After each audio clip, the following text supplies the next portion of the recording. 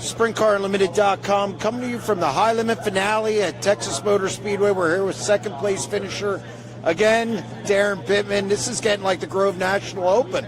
Yeah, I got 2 more to go.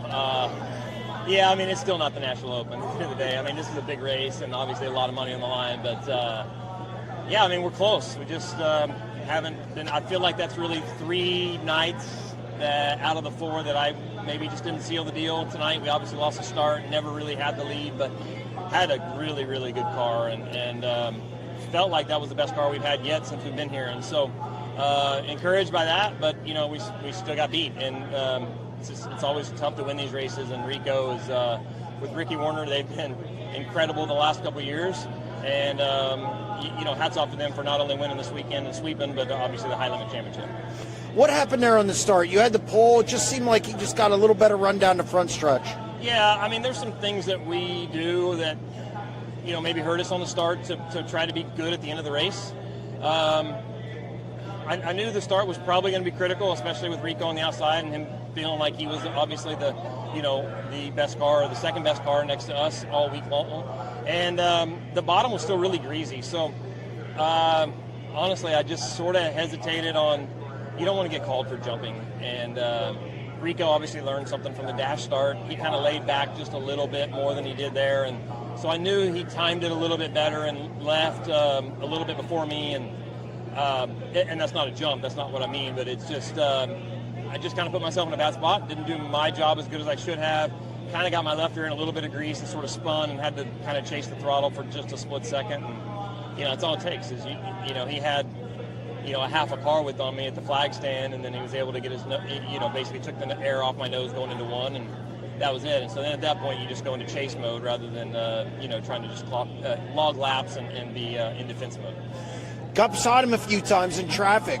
Did you think you'd be able to pull the trigger there? I know, obviously, the rain today made it super fast, but again, this car was rolling, and you got beside him a few times. I thought that was, I definitely, till, you know, probably about 4 to go, I knew the race was pretty much over, short of a miracle. But honestly, till about then, I didn't think, I thought we still had a really good shot. I just needed him to kind of get held up in traffic a little bit more. And my car, I was very maneuverable. I feel like I've been pretty one-dimensional the last few times, and whether or not that was car or driver, I felt like I just trusted my car better tonight and was able to move around top, bottom, both, and was able to keep pace and keep him honest at least. I mean, honestly, he probably only saw me once or twice and had a really good run there at one time.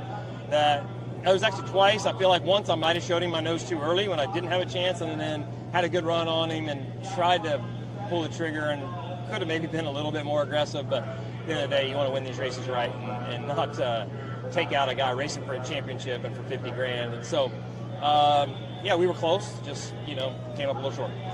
Be back again. I hear these guys love you. Davey said you could drive this car anytime.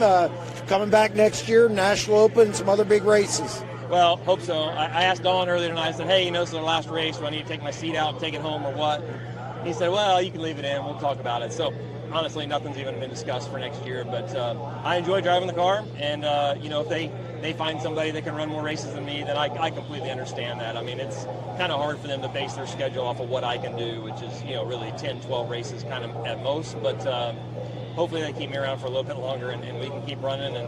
And hopefully I can get them a national, you know, win at some point, you know, whether or not it be high limit or with the World of Outlaws. We've just been close and just haven't been able to seal the deal. Well, congratulations on another solid weekend. All right, thanks. Appreciate it.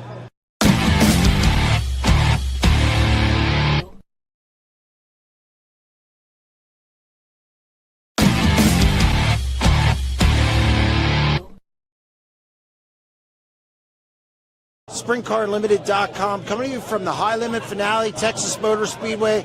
We're here with $50,000 winner and high limit owner and driver champion Rico Abreu. Rico, this is dream come true. Just seems like a storybook ending to a spectacular season. Yeah, just an incredible season.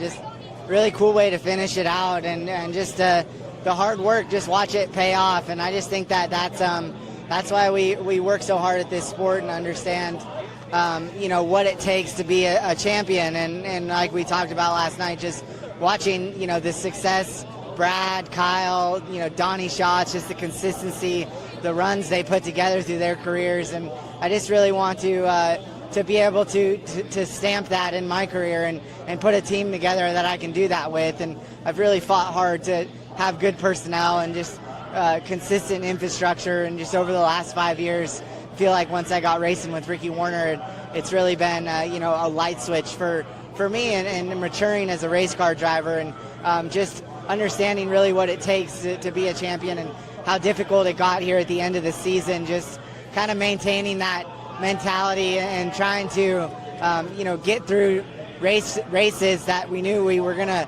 have inconsistency at, and turn those 22nd places into 15th place finishes, and the 15ths into 10ths, and the podiums into wins. And I really felt like we worked on our car this year to get it really, really comfortable for me to win races and to put together a 20 race winning season. You don't really hear that nowadays, and I put a lot of that on my team, and just getting the opportunity to race with Ricky Warner and the elite Brady Forbrook and Zach Middlebrooks and those guys. This is their 4th full-time season racing with me, and they've committed to racing with me, and I think that really shows just the compassion they have and just the ability they have to believe in me and believe in me when times are tough. And I think that for me to see that and feel that vibe and feel that sensitivity in the pits, racing with them is what's allowed us to be the champion this year.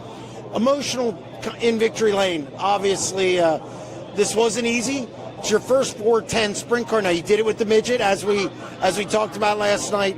What does this mean for you in your career? I mean, just to cap something off like this, something you really haven't chased a lot, but now that you have, what's this mean? Yeah, I mean, it's just it's just continuing to accomplish goals and working towards big goals, and I think that the more we establish that internally in my organization, and just surrounding myself around really, really good people, and that's what's I'm just so proud about, and I'm proud that we continue to be successful, and that hard work pays off. And I think that I really look back on the season and how much effort I put into this year, and I just really felt like that's what it takes to compete at the top level. And it's just grueling schedule and grueling road miles, and just to be around these guys consistently and to build that bond with them internally in my team is just that's why I get emotional, just because I'm so attached to them and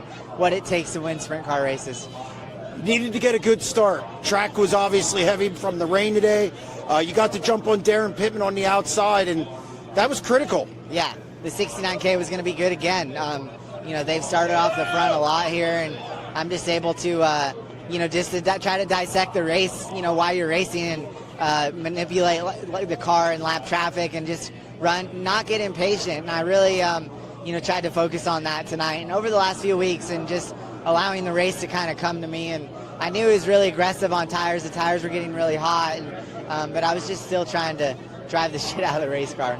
He got beside you a couple times. It was dicey in traffic, some moments. Did you see him? And you had to keep your head about yourself and also make sure nothing happened to where gave away the championship. Yeah, you had to be patient and know that, Daryn's going to race me with respect. So I wasn't worried about that. I just was more worried about getting lap cars cleared at the right time and the timing of when I caught cars, and, just tried to judge that, where I backed my corner up to make sure I had big runs down the straightaways and could get around guys. I would get a little bit flat off the turn 2, but the more I kind of hammered in there, and then I was, the air's really good here, so I was really worried about, kind of a fuel mileage race, running out front there, running really aggressive, and not overdoing it with the tires and the fuel. So, thankfully we went 30 laps nonstop, and I was able to kind of slow the pace down in traffic and then get back going when I got some clean air. Last thing, what was it like crossing under the checker? $50,000, culmination of a long season. What was that like for you? Yeah, just incredible feelings, and I just look back and really, I really enjoy just seeing people that I'm surrounded by get to enjoy that experience of winning championships and winning races, and our partners. Like, that's really what it's all about for me, is for them to come to the races, a big weekend. They know the level of intensity in my race team, and for them to kind of watch it and stand back and from a few miles up and get to look down and see the team kind of work through adversity. I think that that goes a long ways with this sport, and people, the race fans, get to understand that and see it and get to feel those emotions. And I feel like that it's really important that I'm kind of open to that and allow them to understand it and watch it all develop. Well, congratulations, celebrate a championship. Thank you.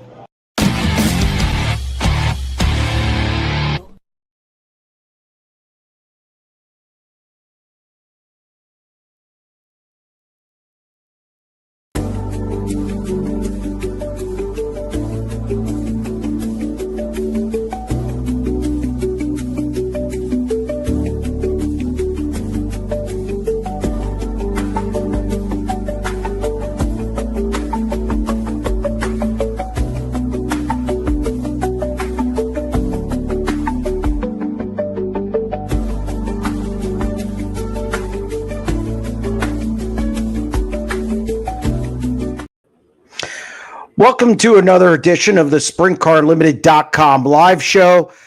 Thank you to everybody for tuning in, whether it's the chat or calling in.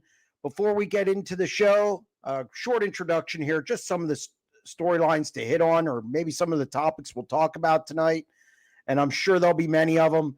Rico Abreu on the track was spectacular this weekend. He swept the Texas weekend at Texas Motor Speedway, capping his high-limit drivers and owners championship, took home $60,000 in prize money, and then was awarded another $250,000 at the banquet on Sunday night as part of his owner's title. He has 20 wins this season. It's been a couple years since we've seen that. He has 18 410 wins, a couple 360 victories. So if you want to touch on Rico, we can do that. Moving on to off the track. We had news Sunday night, very emotional speech by Brad Sweet at the High Limit Awards banquet. He retired from full-time national tour racing. You could see him on a part-time basis next year, maybe a handful of races. He's unsure. We put two stories up on SprintCarUnlimited.com. Hit the button from the banquet, actually was there. And not sure what he's going to do. But I do know this. He's going to be full throttle on High Limit, NARC, Silver Dollar Speedway, and pretty much anything else he gets involved with on the business side of racing. On Monday, I forget what day it was because I came home from Texas on Monday. Stenhouse Jr. Marshall Racing announced one of the worst kept secrets in sprint car racing, that Spencer Baston will be their driver in 2026. They're going to pair him with Kyle Pruitt in a tandem that's going to run World of Outlaws next year. And as I said on the 90 at 9 this morning, I like it. I like the move. If you'd like to question me why, that's okay too. So we're going to go to the chat, take your calls. We're ready to go.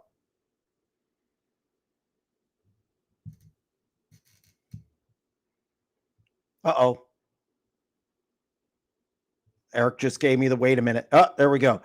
Would love to hear a combo between you and Fiedler or B-Walks and Sweet. Talk about some of your ideas on governing body and how to improve the sport. What do others say about your ideas? You know, I did a 90 at 9 on this topic, and it was a mixed bag. There were some people, because people associate the political landscape with sprint car racing. Okay, first off, there's not enough money in sprint car racing to make it the political landscape, so we can shelve that. That's, I think it's imperative that we have a governing body at this point. I think there are a lot of things that need to be addressed. I do think some things are looking, up or growing. But I think there are a lot of things that need to be fixed. And I think there are things that need to be addressed. And, like I said, that's some people hear governing body and they get all weirded out, which I guess like I said, in today's political climate, I get that. But I don't mean it in the way that you see on TV. I just think, let's say in Pennsylvania, consortium, each representative of a track is on the governing body, maybe a couple drivers, and you just get in a room and hash stuff out. Beginning of the year scheduling, making sure people aren't on top of each other all the time for big races, and, maybe purses, talk about what fans want, maybe take a survey, just a bunch of stuff that you can do. And at the national level, I think to have that representation where you have the World of Outlaws, High Limit, IRA, All-Stars, etc. And then you have some prominent track owners. And then I think, if you want to have a media guy on there, I think that's okay. Whoever it may be, maybe Brad Doty or somebody, guys like that. And I just think you need to, that will make the sport grow more than anything. And nobody can have, I should say, more say than the other. So that's just my thoughts on it. It's mixed reviews, and I don't know. We'll see if it ever happens. I'm doubtful. And then what I would do is I'd have Midwest, East, and West regions that are under that national governing body with a liaison or representative reporting to the national board. It's kind of a pyramid system, and I just think it would be great for the sport. Who is the surprise team in Central PA this year? Wow. I think a lot of things went status quo. I think Ryan Smith with the Kreitz team really was good. I think they were probably better than most people thought. On the downside, I expected more out of Brock Zierfoss and the Rich Eichelberger team. Brock expected more. They struggled a little bit this year, got going at the end, but so I think for those sides, I think Ryan Smith with Kreitz, which is not a surprise to me. I thought he'd be good, but I think some people were surprised because then when he got in the 6 car, he was decent as well. And then I think I thought Brock Zierfoss would have 6, 7, 8 wins. So I'm a little surprised by that. Rumor is Hoosier has been testing. Have you heard anything? It is not a rumor. It is legit. Yes, Hoosier has been testing with certain drivers, and I think they're looking to improve, which is, if you talk to teams, it's needed. So yes, I'm aware of that. I know Brad Sweet was one of them. So there you go. You were at the High Limit banquet. What was your take on Brad's announcement and the feel of the room during and after? Who is the top 3 teams to watch in High Limit in 2026? The High Limit banquet was very nice. I think it was very well done. I thought the time that they spent doing things, it wasn't too long. So I think that was good. Brad's announcement, I knew it was coming because I had everything ready to go. It's one of the big reasons I went to Texas. On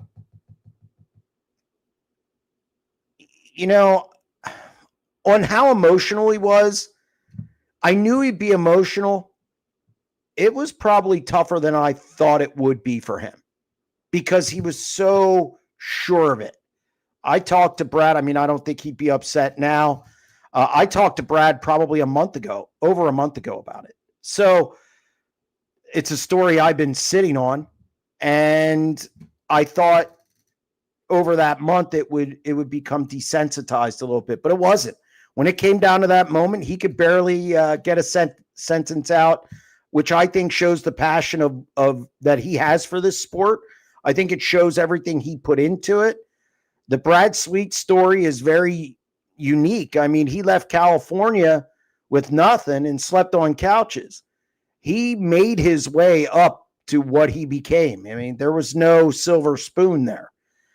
And I think he had to work at it. I think he, had to sit behind Donnie for a long time and had to figure out how to beat him. He did that. And he has the 3rd most World of Outlaws titles of all time. So that is quite of an accomplishment. I also think now with High Limit that he is going to be full tilt. I think he's going to be on the business side, behind the scenes, but I think he'll also be evaluating the shows more. I think he's going to be involved in business dealings, industry dealings. If he goes after High Limit and his business like he went after winning races and becoming one of the best drivers of his time, I think there's going to be a lot of stuff going down. He's going to do a good job. So it's just who he is. So I think everybody, the one thing about High Limit, I hear very little complaining. Very little from the drivers. And I'm in the pit area a lot. Aaron Reitzel got emotional. Aaron Reitzel, I mean, we all, I think he's viewed as this unemotional, people don't like him. He loves High Limit. And it's renewed his love in the sport. So this isn't me being a shill for High Limit. It's me reading the room and knowing what people are saying. So take that for what it's worth. I mean, a lot of positivity coming out of that banquet.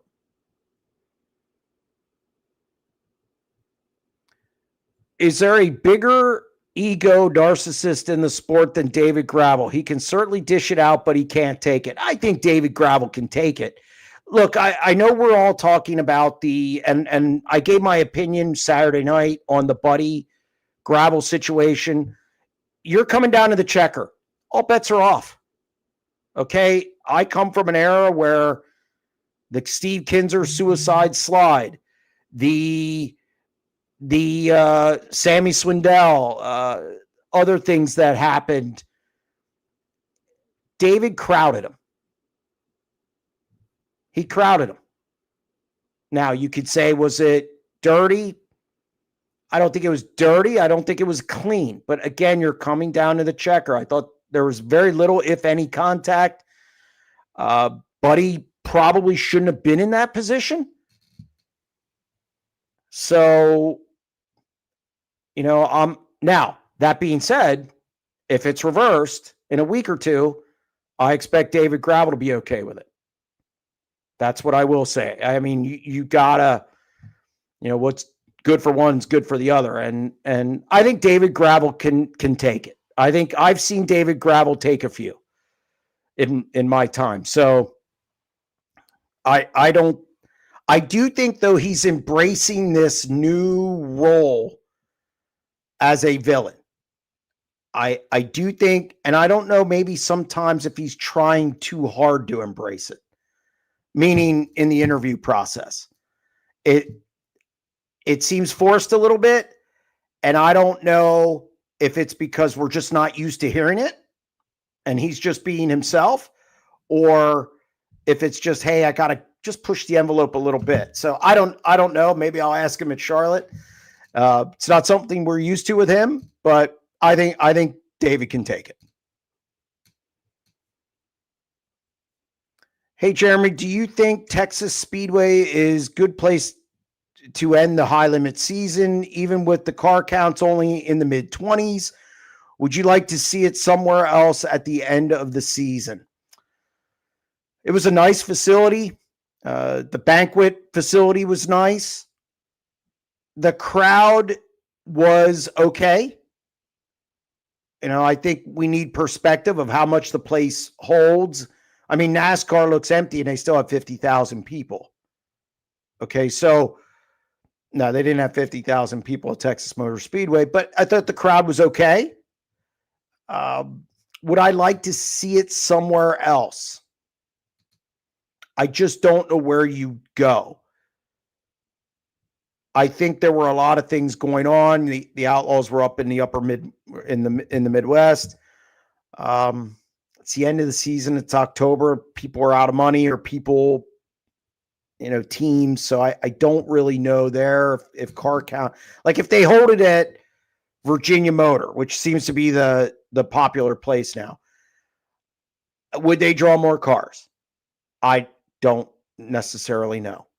Does Ohio kind of people pack it in after the Ohio season? I think there can be a lot of debate on that. But you want to go to a big venue.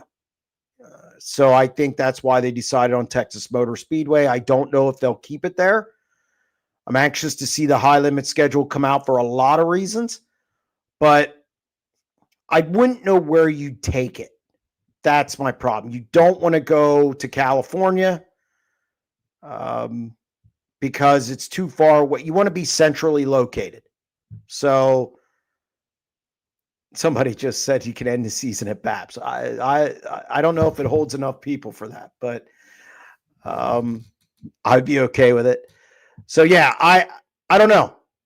I don't know where they could hold that. Vegas is where they start the season. I don't think you want to begin and end it there. Any thoughts on Danny Dietrich's Twitter post from today? Not really. There's some new rules coming out. I know there's been talk about the axles. I know there's been talk about some other things. So I know he likes to be vague. And I don't think he put anything out after that, which that's like an announcement before an announcement. So I don't know. I don't know what he was talking about. I'll ask him at BAPS on Saturday night if he doesn't put anything out. But no, I mean, it's okay.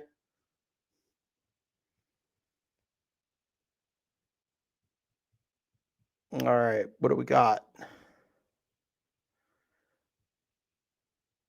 Oh, he did post more. This is why we have Eric, my producer. Does a good job, puts all your questions through, puts all the phone calls through, and he's probably typing it now.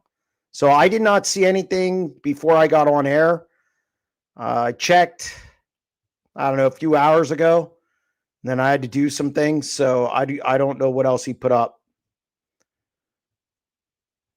Okay, I can't read that. Are you kidding me? So we'll get back to that if Eric could kind of summarize it. Bob on line one. Bob, what do you got for me? Yeah, you were talking about the governing body. Yeah. Do you like what they do in Australia? I do. I do because they have drug testing. Absolutely. I do because it seems like it's run better. It's more organized. There's standards. Yeah, absolutely like it more. There's a guy back here in Central Iowa named Chris Williams that done a few shows with Gio Selzy. Yep, I know he is. And they had Terry McCarl on. He was talking about one year when he was running over there. Well, they weighed him outside the track for the race. They ran the race. He said he won it, and he went to the scale outside the track again, and they said, no, end of the race, you go to the scale inside the track. Therefore, you're disqualified. He said, I thought that was a bit much. I don't mind the governing body, but you got to have a little common sense. Yeah, I mean, look, I agree with that, but I would think they would know. I don't think that was probably a rule just for that night. I would think that's something you should know. And look, nothing's perfect, Bob. Nothing's perfect. But I do know this. Our teching in this sport is horrendous. I do know that the costs are out of control. I do know the cost for the fans is getting out of control. And I do know that we, especially in Central PA, we schedule races, big races on top of each other, and the tracks don't work together. So there's only one way to solve that. How much do you think it would cost these traveling series to hire a tech crew for the year? Well, are they hiring one guy? I mean, if they're hiring one guy, I don't know what they pay, 40, 45,000, plus a per diem. I mean, see, that's the other thing that here's the thing in Central PA. If you make, let's say you have a governing body, you could hire a guy to be your tech guy at every track.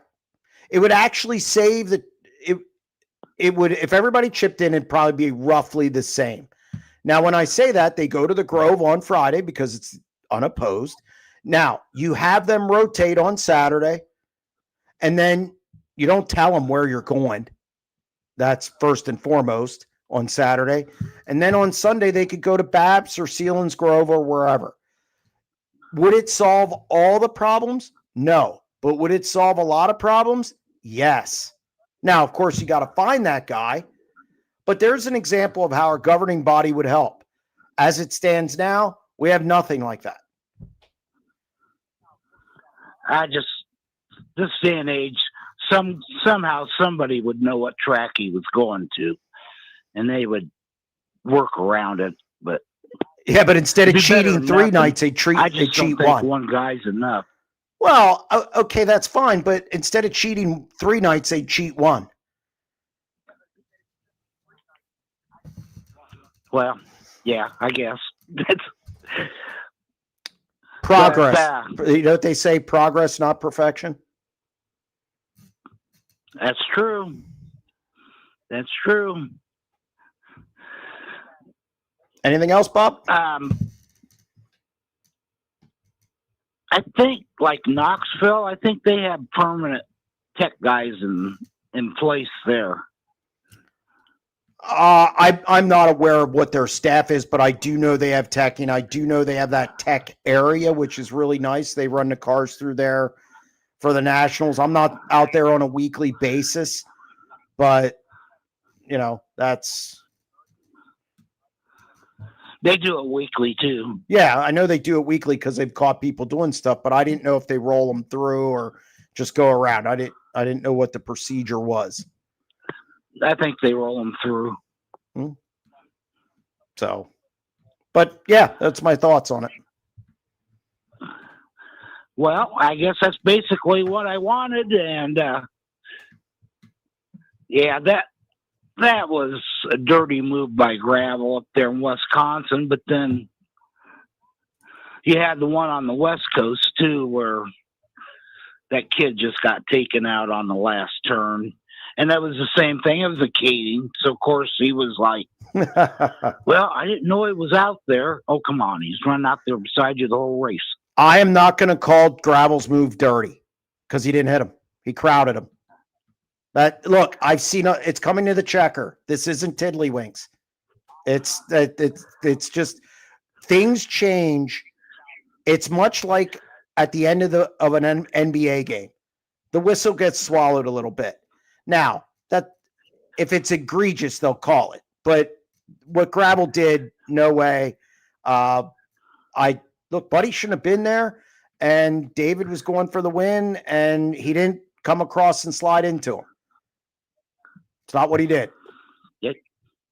Well, they all say they'd wreck their mom for a win. Well, maybe. All right, Bob. But that'll do it for me. Thanks for taking the call. No problem, Bob. Thank you. All right. Okay, we're going to try Danny Dietrich's tweet again. Jesus. So it's about fuel cells. If you guys want to read that, I'll leave it up while we take another question because I can't. I mean, it's still too small for me, but to see it on my screen.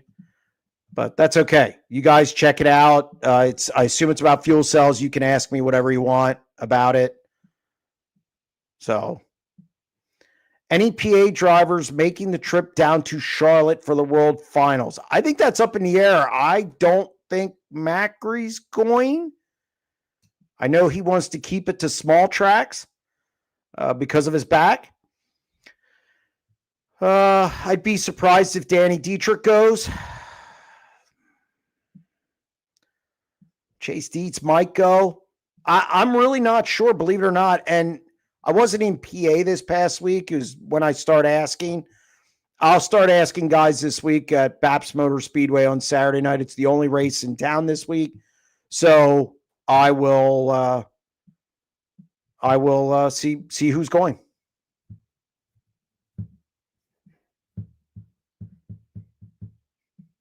Pete on line 2. Pete, what do you got? Hello. Hey, Pete. What's up? Hey, what'd you think of Texas? Didn't you say that was your first time down there? It was first time down there. I'll tell you what, best thing about Texas. Okay, couple things. Number one, the roads in Fort Worth, no matter how many times you miss your exit, you can easily get back to where you want to go. They have U-turns. The road system's great. The other great thing is Buc-ee's. If anybody knows what Buc-ee's is, it's a 24-hour like a Sheetz except on steroids. So when nothing's open, it's like a Walmart with only good stuff for traveling. Yes. And they have 250 gas pumps outside, and you could park a convoy there. Yeah, and they have great it was the chopped brisket sandwich. It's a late night chopped brisket sandwich. So yeah, no, I liked Buc-ee's a lot. And you know what? People were nice. It was good. I have no complaints. The airport's torn up a little bit, but they're doing I think a $16 million project or something. But other than that, no. I'm assuming you were at DFW, not Love Field. Yeah, no, I was at Dallas Fort Worth. Yeah, Love Field is. You can't go everywhere. You can't go everywhere out of Love Field, but I'm in Oklahoma, and I grew up 10 miles from the Red River in Oklahoma. Love Field is so easy. You just walk in and you're done, and you're at your gate. It's like a 15-gate airport. It's amazing. Yeah, no, I mean, I don't know if I could have got a flight into there or not, but it worked. I enjoyed my trip. Would I go back? Absolutely. Will I go back? Yeah, maybe. Yeah. I mean, but no, it was good. I had talked to you a little while back about TMS. Did you? I mean, you think the facility was what it's cracked up to be, and everything? What you expected. I thought it was nice. I thought the racing was decent. They got rain on Saturday, which made it a little difficult, made it a little fast, but I still thought it was decent. I know I've heard the horror stories. I didn't witness it.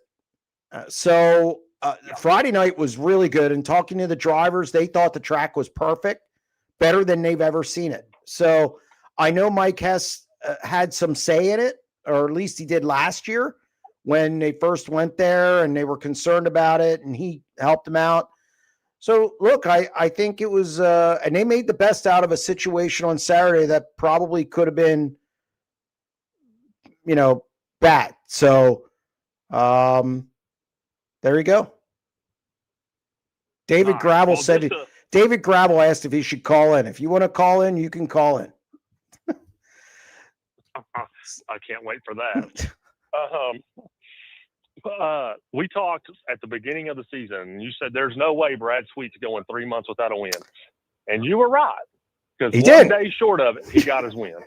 Doesn't by hook or by crook. It was 27 races, and I was right by one day, and I'll take it.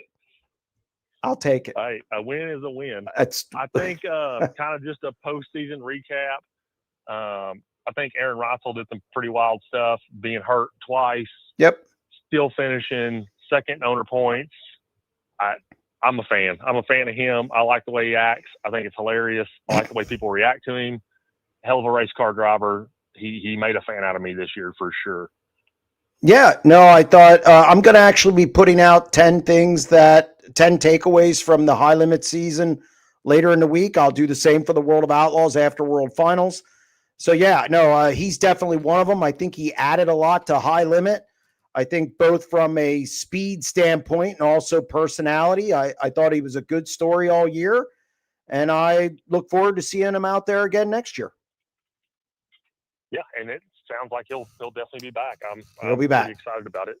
And also, I guess Brad Sweet retiring is what it takes for World of Outlaws to acknowledge high limits, because they were on that wagon about 2 minutes after his speech.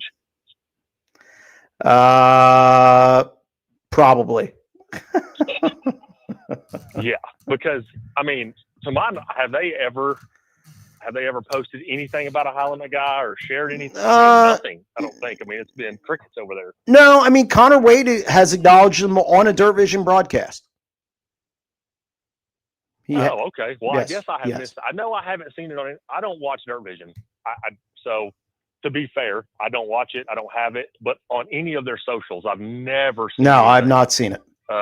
About high limit, and then I mean, it couldn't have been an hour after the announcement. They were all over it. It's a classy move. It's what they should have done, and I'm glad they did it. Absolutely, you can't not. You can't not acknowledge that. I mean, he's their 5-time champion, was there forever. You have to say something, I think. I mean, like you say, it was a classy move. Yep, I agree. All right. Well, that's really all I had for you. And really enjoy the show, man. I've been calling in for a little while now, but I watch. So I'm on Central Time. You post a 90 at 9 at 9, and by about 8:04, I'm jonesing for my 3 minutes of Sprint Car Unlimited. Well, I'm glad to hear it. Keep it going, man. Yeah, alrighty, man. Have a good night. Yep, and we might have a different intro tomorrow. So. Oh, a different intro. Very. Wow. Yeah, we never know. I'm gonna have to set an alarm. Yeah, no, never. No. All right, Pete. Thank you. See ya. Yep. Bye-bye. Okay, Pat on line 3. Pat, what do you got? Hey, Jeremy. I'm from Northwest Iowa here. Go to Houston, and my wife and I, we drove down to go watch the high limit at Texas Motor, and we had a blast. What a great facility. I thought the crowd was really good on Saturday night. I thought it filled in pretty darn good. I think they're building the program down there. I think they're building it. We need to be in places like that. We need to be at top-notch facilities. And that place is a top-notch facility. We can't be going to some little podunk track to have the season championships. I'm sorry, it just doesn't work. We're not going to grow the sport by going and having it at some small place. We need to be at places like Texas Motor Speedway if we want to grow the sport. I think the high limit is kicking the Outlaws pretty bad right now. I just see way more momentum with the high limit series than I do with the Outlaws, especially with the franchise. And it sounds like they're going to have the non-franchise point system coming out forward. I see the Outlaws are going to have to scramble. They're going to have to come up with something to make you want to stay. And we definitely know they'll have their amount of cars. They'll be fine. But I think when Brad gets where he can dedicate 100% to high limit in NARC, I think it's going to be tough for the Outlaws. I foresee some rough times coming. I agree with what you said about the drivers. Talking to quite a few drivers, they are so excited and so happy to be with high limit. And I don't quite hear that when I'm with the Outlaw drivers and teams. So I know a lot to chew on there that I just threw out, but what a facility, what a weekend. I thought it was great racing. Love seeing Pittman up there. Was really pulling for Daryn to win, but hey, it was great. It was still a great night. No, I agree. It was a good weekend. As for your other thoughts, yeah, I mean, there's a lot of momentum with high limit right now. I think what impresses me more than anything is the vibe that's there. I've never walked through a pit area and had everybody positive, which I do get there. Now, that being said, I'm not going to say the Outlaws are getting kicked around. I don't buy that. They still have in my opinion, the 3 top cars in the country. Rico's 4th, although I might put Rico ahead of Macedo right now. But the top 2 are still Buddy and David. Or David and Buddy, however you want to say it. I also think, the Outlaws are still getting great crowds. I still think they still have that name. It's still the name, it's still that history that all comes into play. But again, I think High Limit's doing a lot of great things. I liked their program, and I just think there's room for 2 series, and we'll see if it keeps going that way. And, I do think there's some tipping points coming up one way or the other. So I do agree with that. And I do think Brad is definitely building something with getting Narc, Silver Dollar, and his allegiance with Port Royal is thick. It's a thick allegiance. So that's something to look at in the future as well. So yeah, no, I don't disagree with you. I don't want to say the Outlaws are getting kicked around, because if they were not drawing crowds, if they were not still, selling Dirt Vision, etc., then I would agree.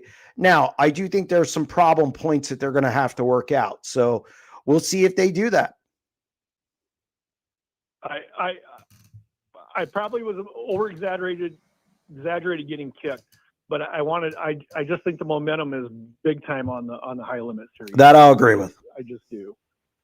And also just want to throw out there, what do you think we could see maybe them form a little bit more of alliance or a strong working relationship with the All-Stars maybe to help really solidify?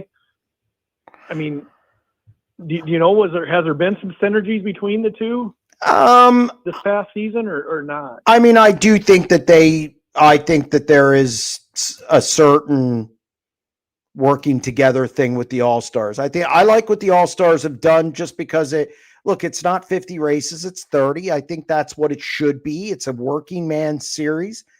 I think it's good for Ohio. I don't think it should get bigger.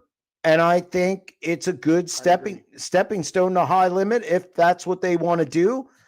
And I see that relationship being good. I mean, obviously Brad and Kyle and Flo all have a relationship with Rich Farmer, and obviously it works. So there has to be some synergy for them to even have released that name to them. So I think it's already a good relationship. I just was wondering that, and I agree. I think 30 races is great for the All-Stars. Perfect. Make it a special deal yet for the when they show up. I think that's a great. Yep. Stop there. Just stop. Yep. I do have a little bit of fear though for the ASCS. I looked like they had a fairly decent crowd at Tulsa, but boy, I'm just 360 racing scares me anymore, and I hope we don't see it go away. But boy, I'm afraid of it. So. Well, we'll see. I mean, 360 racing, I think, is a fluid thing. I know in the East, in Pennsylvania, I know URC struggling mightily. I think ESS does pretty well. I mean, Mike Mallett would know a little more about that up in New York for Dirt Track Digest, our partner in pay-per-view. But from everything I see in their car count and everything, it's decent. And I think the crowds, from him and I talking, they're pretty good when ESS shows up. So I think it's good up there, but I do think it's dicey everywhere. I mean, Trophy Cup was down to 60 some cars this past week. Used to be 100. So yeah. I do think 360 racing is in a fluid situation. So we'll see how that develops across the country. It's something to keep an eye on going into next year. Yeah, I agree. But keep up the great work, man. Thank you. I love this, and keep it up, man. Thank you, Jeremy. Appreciate it. Thank you for calling. Oh, David, how are you? Oh, I'm doing good. How are you, Jeremy? I'm okay. I'm defending you, but people don't like it. That's all right. Part of the world we live in today, they like to see a variety of people win, like High Limit. Look, I watched the move. I thought you crowded them, but you're coming to the checker. I mean, yeah, I talked with Buddy. That's not really why I called in, but I feel like he would have did the same thing in my shoes. Could both of us done something different? Yes, to make it not happen, but we push it to the edge a lot of times, and sometimes the edge is not good for somebody. And if I was in Buddy's shoes and it happened, would I have been upset? I probably would have been a little bit, yeah. But I don't know if I would have put myself in that position. I feel like a lot of times I would probably bail out. And, you know, some people do and some people don't, but I think he knew I was going to the top. I knew he was going to the top, and we kind of met there. Yeah. I mean, was he receptive to you? Yeah, no, we were good. I mean, I think we're all good there. I don't think there was any hard feelings. And again, I don't want to crash somebody for the win, let alone somebody I'm racing for in points. You know, that's not the way I want to do it. That doesn't make you feel good. You know, I've got my balls busted a long time from the National Open deal, but that was something that was completely not intentional. And you're talking about inches and milliseconds for things that cause that. So it's like, when that happens, you don't feel good at night about it. You know what I mean? Even if it was on purpose or not. So, you know, you never want to win with contacts, but at the end of the day, I could go to sleep knowing that I didn't have ill intentions there to crash him. Well, then there you go. Now, if he does it to you, though, you've got to be okay with it. Yeah, I mean, again, it's all scenario based, and people say, "Oh, if this and that and blah blah blah." You know, it's a little different if it's lap 15 for 5th place or for the win. You know what I mean? And kind of like going back on all the Larson stuff. None of this stuff was last lap for the win. None of that. You know, so that's where I look at things as you say egregious or over aggressive or uncalled for. Like. That's my point, you know what I mean? Last lap, last corner for the win. If it's 50,000 or 12,000 or 100,000, I think it's a little bit different scenario, you know. So that's the way I view it, and that's if the roles were reversed, that's how I would view it as well. I'm good with it. What else? Yeah, good. I wanted to talk about obviously, you know, Brad Sweet retiring full time. You know, that's interesting, and it's going to be the change of the guard, especially with the high limit series. Obviously, KKR kind of slipped this year with, you know, crew changes and having a lot of experience. But, you know, Brad and I had a lot of good times together. We rode in the T-shirt trailer to the next airport after races, and, you know, my biggest moment for Brad Sweet is when he sawed his car in half at Burlington, Iowa, and, you know, about got his foot ripped off. And then the next night at Beaver Dam, you know, won the Outlaw Show. So I think that's the coolest moment or story about Brad Sweet. Yeah. I mean, one of the things that, and there's a question in the chat, and I think it's from Dave, DB3. Is where is he? Where do you rank him? And it's so hard because, you know, I was around years and years ago because I'm old, and it definitely high, you know, definitely in that top 10. I don't know top 5 because I think he's borderline top 5. Yes. You know, there's a lot 6, of 7 ifs and maybes and yes. this and that, you know, like, yes. You know, Steve Kinzer, Sammy Swindell, and Donnie Schatz, you know, in my opinion. Yep. Doug Wolfgang as well. I think they're the top 4 unquestioned. Yes. In my opinion. Yes. No, I agree with you 100%. So fifth is up for grabs. And again, I'm not old enough to know all the stuff back in the day, but if Dave Blaney had a longer career, that probably looks different. You know, really like Lasowski didn't have, you know, that long of an outlaw career in comparison to Donnie and Steve and stuff like that, you know. So I think Lasowski obviously had the ability to be up there, but I don't know what his starts are in comparison to those two guys like Donnie and Steve, but I bet you it's not even close. Well, then you have Mark Kinzer, you know, a Triple Crown winner.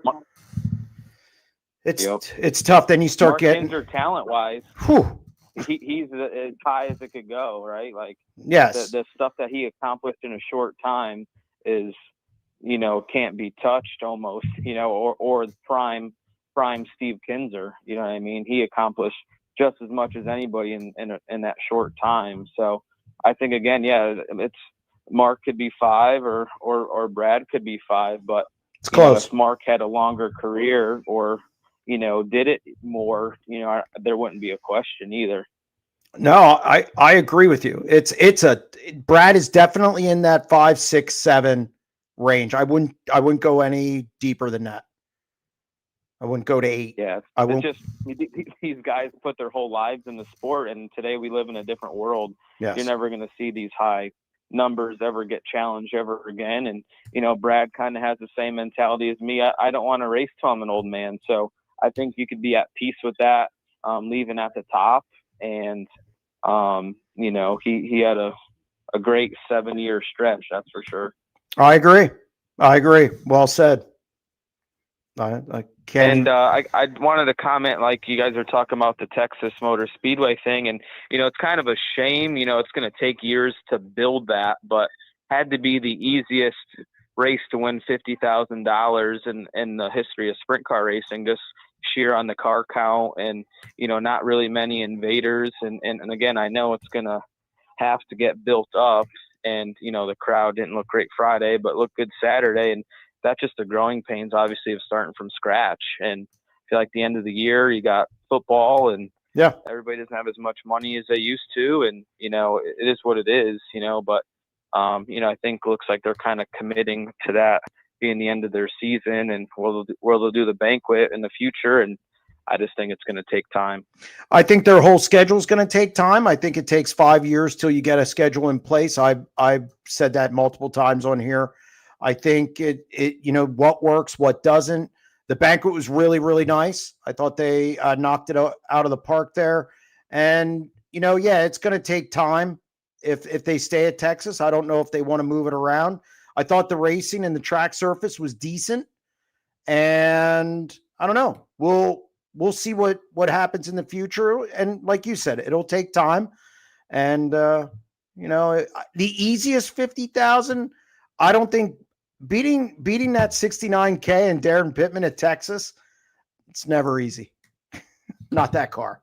Never easy, but 25 cars, I know what you're saying. I feel like Daryn Pittman, if he was in practice and he raced 40 times this year, he'll be harder to beat, but that car is very fast. And Daryn says in his interview, it's just, you're not going to be as good in lap traffic racing 10 times a year. It just, sadly, that's just the truth. It's hard to have your racecraft very sharp when you're racing against guys that's their 65th or 70th race of the season.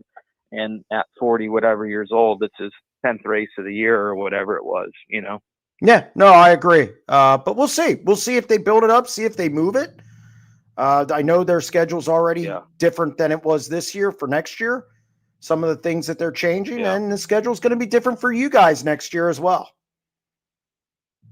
Yeah, I think I agree with what a lot of people are saying. I think High Limit has the momentum right now, and it'll be interesting to see what kind of announcements and driver rosters change. And, I think the lower tier High Limit guys that don't have charters are possibly going to be interested to come into the Outlaws, and who knows, there might be 1 or 2 outlaw guys that go High Limit, but I feel like this is a crucial next 12 months for the World of Outlaws. If they want to stay on top, they're going to have to try to be ahead of the game instead of behind. And, really High Limit has had the upper hand in the sense of they can make their whole schedule revolve around our schedule, and they could hit all our good races, which benefits the High Limit guys. And, I don't know what the future holds with that, but, High Limit's building a lot of big events that are so far away from us that we can't go to.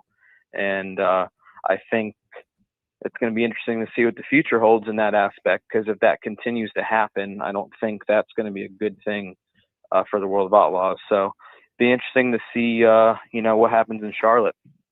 No, I agree. I know Rico's going to go down there, so you'll have a little extra competition since you're the best guy at Charlotte. Well, good. Rico's really good at big tracks, and I'm surprised he's racing because he didn't race the National Open, but I know they were focused on the championship, and it was a nail biter. Yeah, no, it was. So, well, David, I'm going to get to the chat. There's a lot of people in there. I appreciate you calling. All right, Jeremy, have a good night. Yep, you take care. Yeah. All right. I appreciate David Gravel calling. Any driver who wants to call, feel free. I'll definitely take it. And I thought he gave a lot of good stuff there. What a special moment with Brad's announcement, having his daughter support. Yeah, I mean, it was we don't get a lot of those moments in this sport, I don't think. And I think, we saw it a lot with Jacob at the Outlaws banquet, and it was always great to see. So I know Brad said to me afterward, he said that was tougher than I thought it would be. So I agree. It was definitely an emotional thing. It was good to see that side of Brad. I think sometimes Brad is labeled as a guy who doesn't show a lot of emotion. I don't think people hate Brad, but I don't think they love Brad either. I thought as a champion, and I just think because you didn't see that stuff a lot. And I almost wish we would have saw more of that. The Brad I talked to on the phone is maybe slightly he's more, that passion has only come out recently, I think, because of High Limit. So, and that's not good or bad. It's just, his life's changing. So I thought, yeah, it was all a good deal.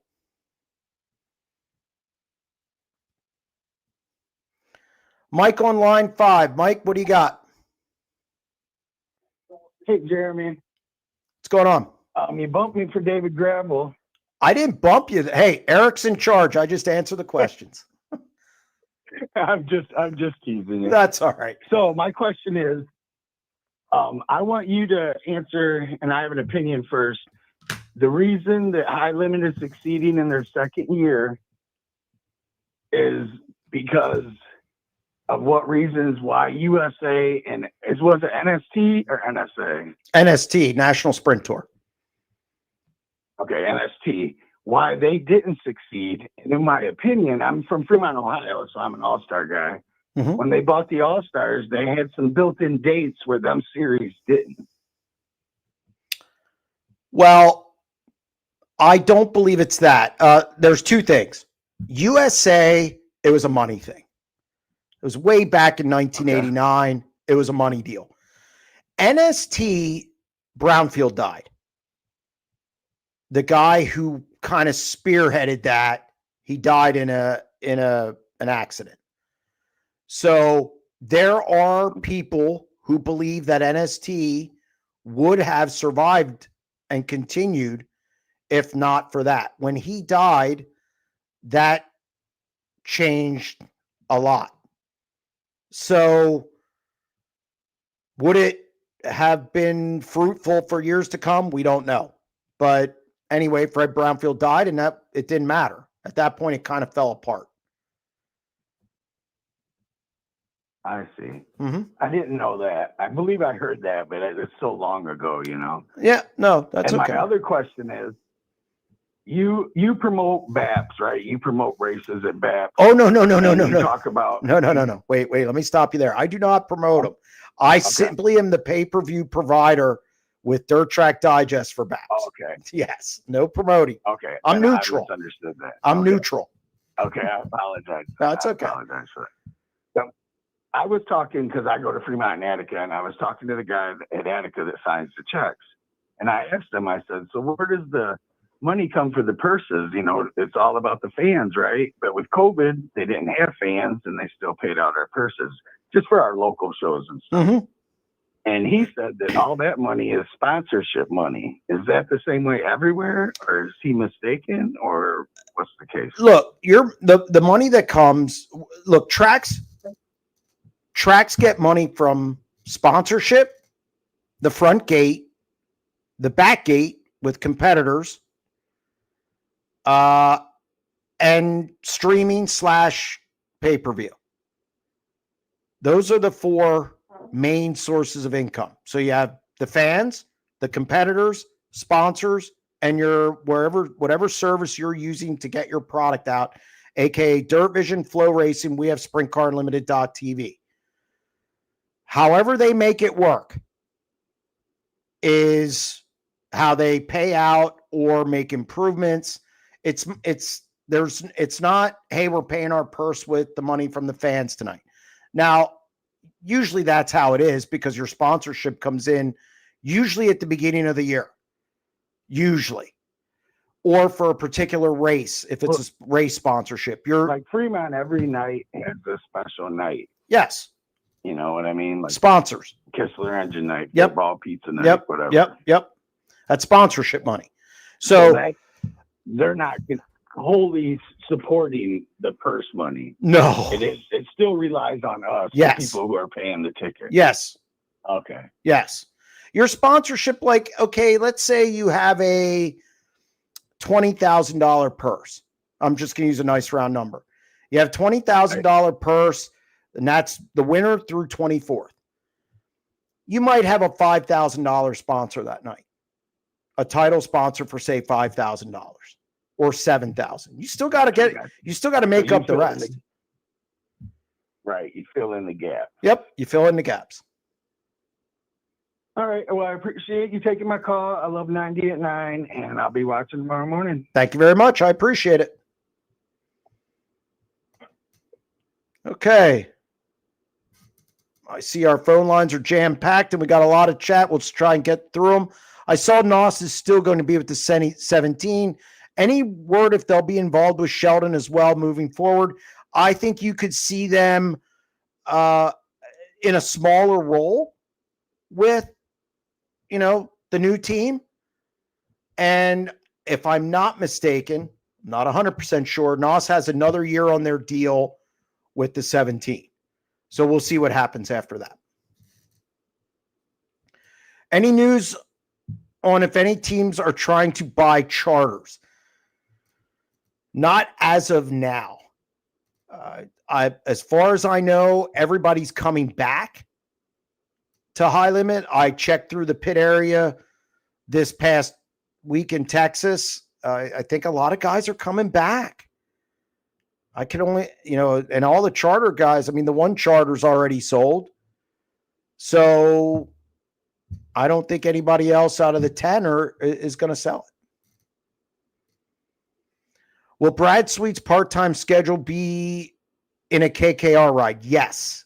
Any races he runs, it will likely be with KKR. Any updates on Austin Hogue? I hear he's home and that he's progressing. So it's good to hear Austin Hogue, a really nice guy, nice family. They have a lot of businesses in the area. I'll tell you what, go to Dottie's Family Market for lunch. It's one of those like country stores, but you can get food there. And then they have another restaurant on site, The Hive and Dottie's Crab House. Support them. They're good people. Austin's a really good guy. And, I want to reach out to him, but I also want to give him the space to recover. Jeremy, you got any double secret probation intel on the secret tire tests? I always feel like I'm on double secret probation. I do not have any information other than that I can say is that they're looking at making some changes with the tires and they're getting feedback from the teams. It's a good thing because there's a lot of complaining about the tires. Now, is that going to drop the price? I don't know.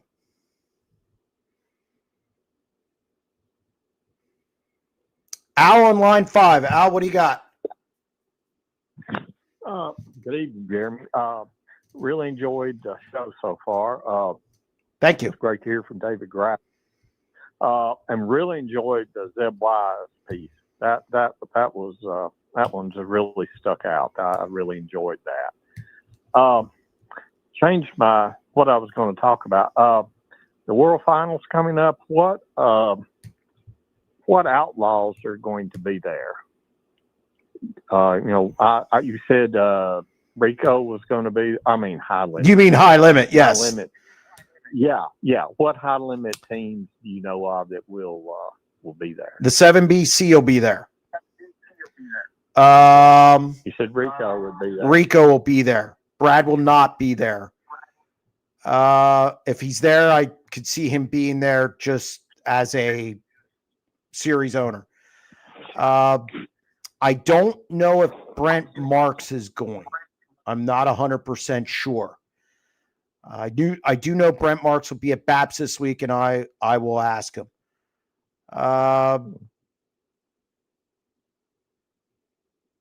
Trying to think down through.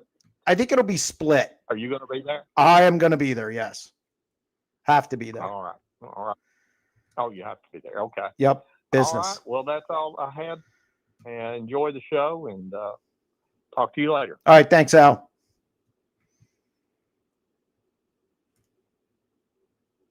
Daryl on line 6. Daryl, what do you got? Jeremy, everybody is bitching and complaining about Gravel and Buddy. That was nothing. Did you see what Kading did to poor little Tyler Thompson? That was blatantly taking him out. That was out of hand. I am glad that Brad is retiring and owns the place now, because I hope he shoves Kading somewhere where he can't race ever again. Oh. That was out of hand. Yeah, I mean, look, I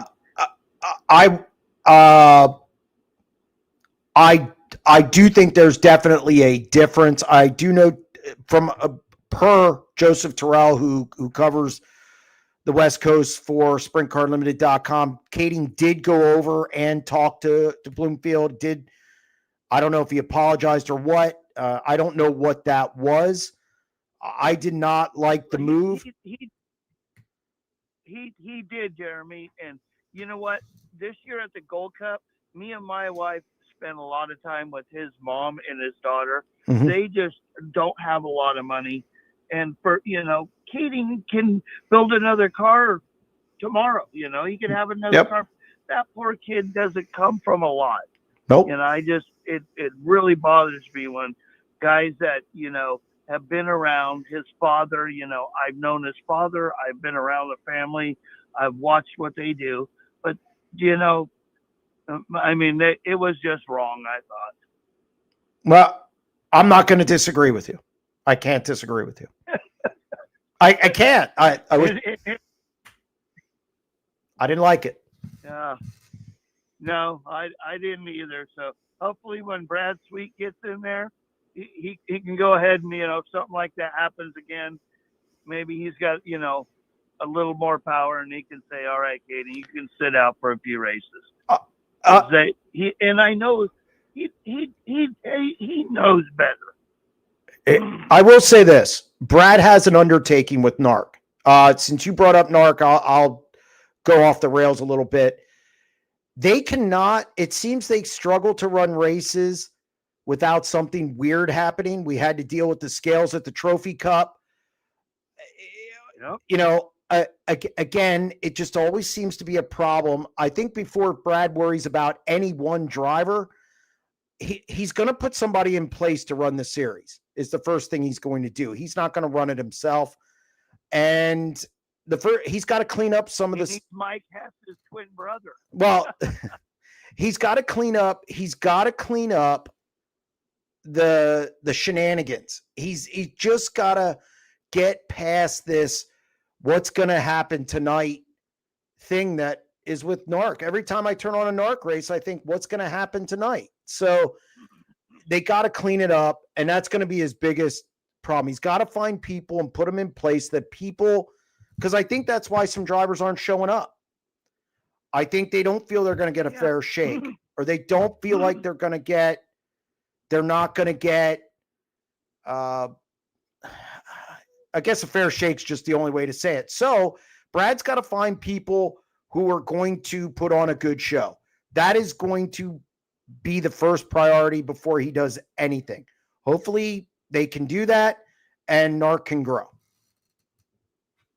Well, he's back at home in Placerville, so hopefully he's going to, get it all straightened out. And I'm glad he retired before he wadded something up and he gets to spend time with his family. I'm 63 years old. I've called you a bunch of times. A lot of people call me the Mohawk Man, and if you've seen any of the Gold Cup, you probably see me with the foot-tall Mohawk. No, okay. I love and I am really glad that they're like hopefully going to turn it around, because Kading, that really pissed me off. I'm sensing that. So, but no, we'll see. We'll see what happens. But thank you for calling. I appreciate it. All right, buddy. Thank you. Keep up the good work. You Yeah. do an excellent job. Thank you. Take care. Bye. Bye. All right, Tom on line 7. Tom, what you got? Well, you guys keep saying how good High Limit's doing, but I have a subscription to High Limit, and I watched a lot of races on there. And there were some races, if there was 100 or 200 people there, they were lucky. Yeah, so I don't know where if they're getting. I mean, if they're getting all this money from sponsorship, I mean that's no way to run an outfit to me. Well, I do agree. There are some places they go where they don't draw well, and I've talked about that. Now, keep in mind, the Outlaws have been doing it since 1978, so their schedule's pretty much set. They have some changes year to year on their schedule, but for the most part, it's settled in. High Limit has to find that. They have to go okay, they went to Florence, Kentucky, and it didn't work. So I'll be surprised if Florence, Kentucky's on the schedule next year. So I think there was hardly even anybody at Lakeside. Yeah, Lakeside. Well, see, the first High Limit show I was at Lakeside, and it was jammed. It was a couple years ago. And last year's Lakeside race was good.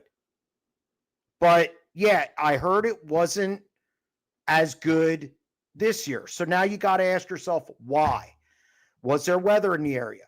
Was there different things? I mean, I don't know that. I wasn't in Kansas this year. But I'm not going to disagree with you. I think there's some places they go where it doesn't do well. And then there's other places where they kill it.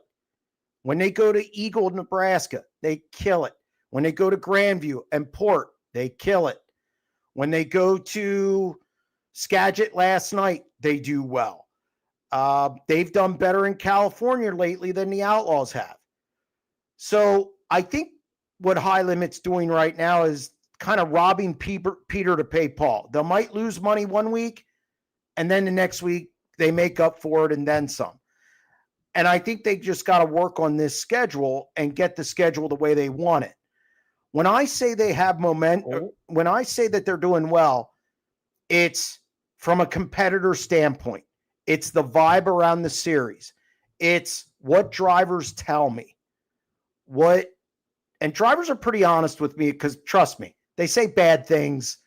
I've heard a lot of bad things in my time doing this. So I just think, yes, they need to work on their schedule and they need to find places where they can pack the stands. I think the Outlaws have done that already, and now High Limit's in the process of doing that. When I say they're doing well, it's from a standpoint of, everything else with the series. The efficiency of show, it's really good. I think there's some other things that are going well too with them. I like the wheel better than I like the dash draw. Do I need to hear David Gravel tell me about his season for the 55th time? I know it. Give me something else. Mm-hmm.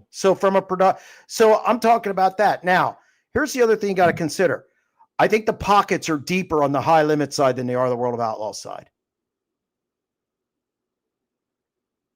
Well, I know, but I mean, that's why these sponsors, they're putting out a lot of money. If they're going to have all these charters and everything, that's a lot of, I mean, what are you talking about, millions of dollars?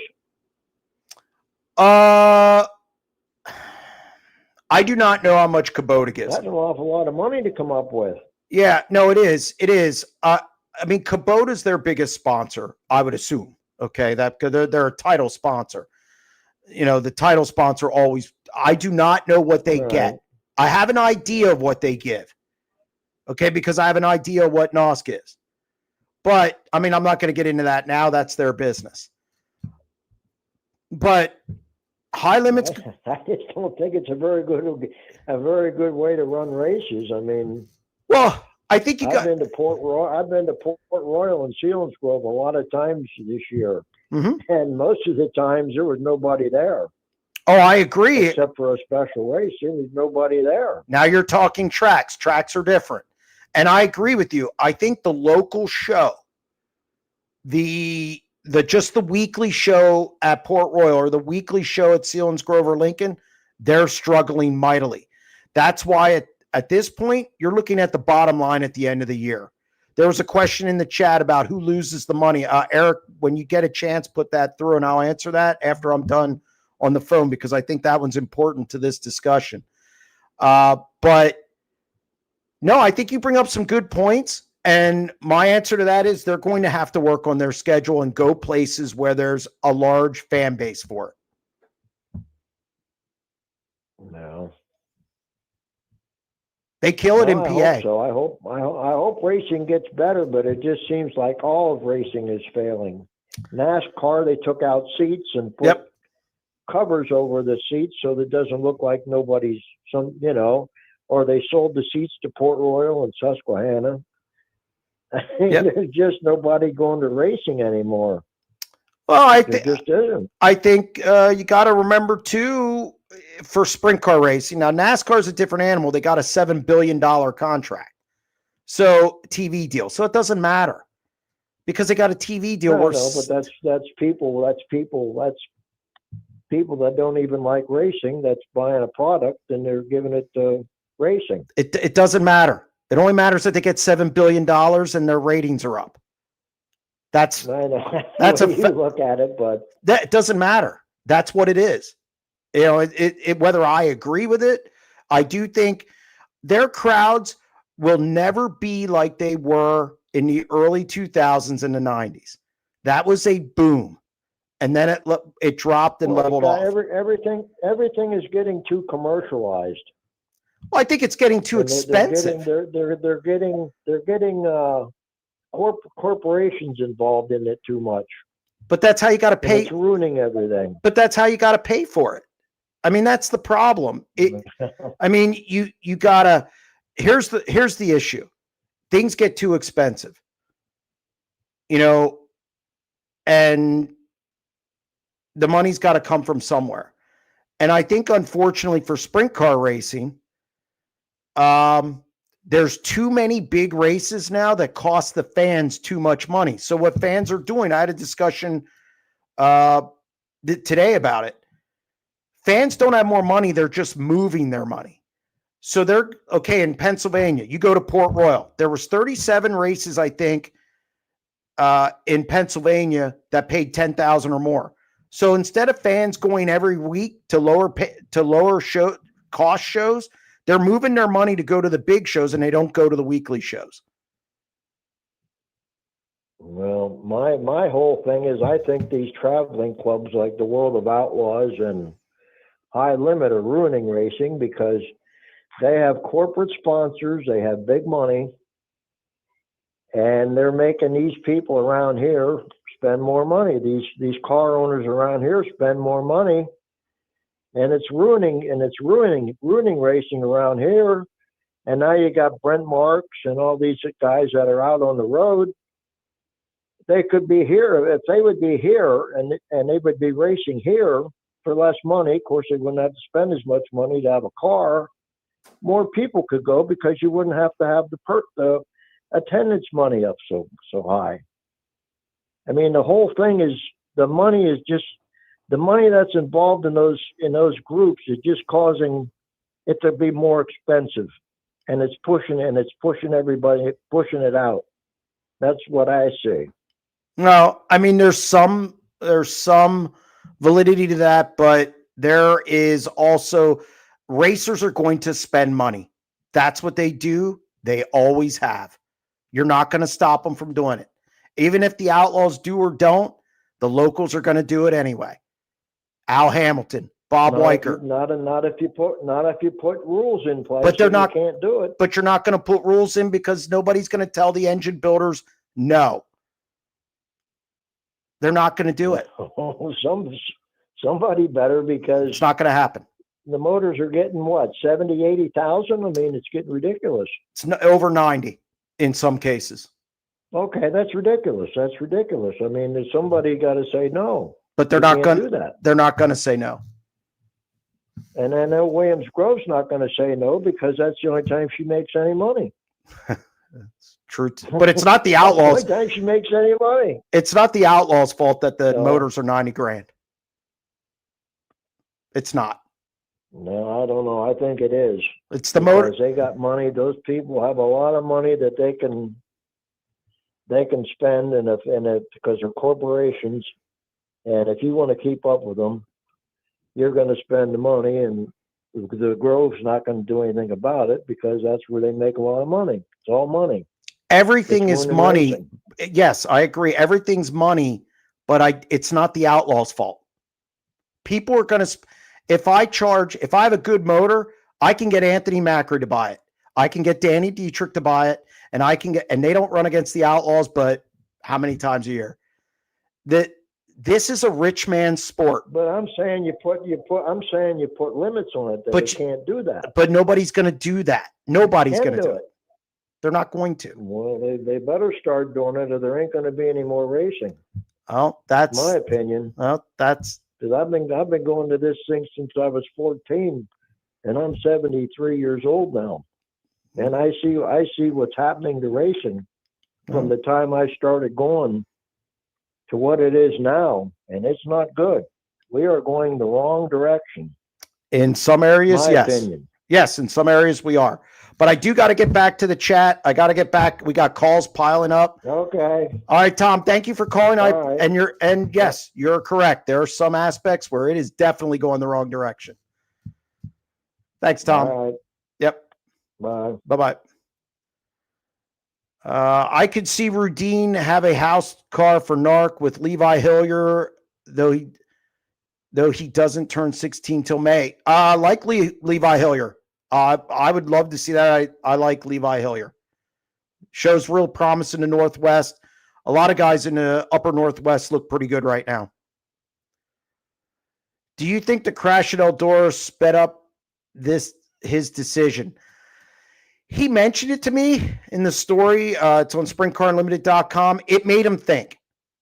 It definitely made him think. But he also talked about when he laid out his career when he was younger, he marked down 40 as when he didn't really want to be doing it after 40.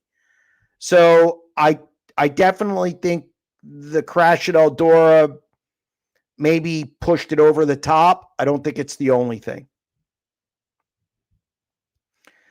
In my humble opinion, I believe Sheldon Haudenschild seems to be very comfortable with Kyle. It's Kyle Pruitt as crew chief. You know, I mentioned it today. I've heard some people bag on Kyle Pruitt.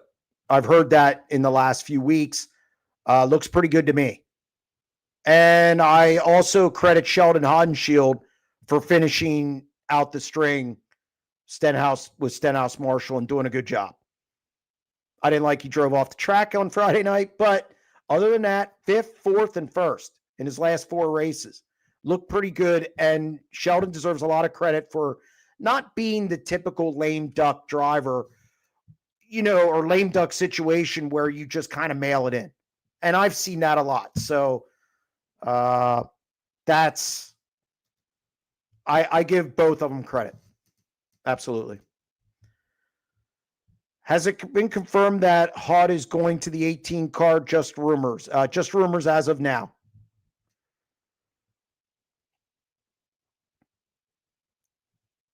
Steve on line 10. Steve, what do you got? What are your thoughts on an owner driver / promoter type committee to get together to make these cars a little safer? I think the seats, I've been really studying the seats a lot. I think when I used to race, we had fiberglass seats. They gave a lot. Very seldom did a guy have a back injury. Now the seats are so stiff. I think they should have a gel cell type bottom in them to help absorb some of the impact. And the other thing is, I believe maybe the design of the cars need to be different, and the cockpit needs to be a little bit bigger, so you can have a little more layback in the seat to get a different angle on it, to be safer and more comfortable. The other thing that I would like to see is I went to lunch with a friend of mine who races a 360 sprint car the other day. My 71st birthday was last week, so a bunch of guys took me out for lunch, and we were talking, and I said, how much of the right front can you see? Because I used to run Bush North cars. And he said, I can't see the right front. So why can't we do like they used to do when they first come out with these big wings, the right side panels be cut down so the drivers can see the right front tire? I think that would help cut some of these accidents down. I think the gravel Colfoyd accident the other night was one guy's got an ego that thinks he owns the racetrack, everybody should move for him. And one guy is just a good driver, young and aggressive, and needs to learn that some battles you can't get into.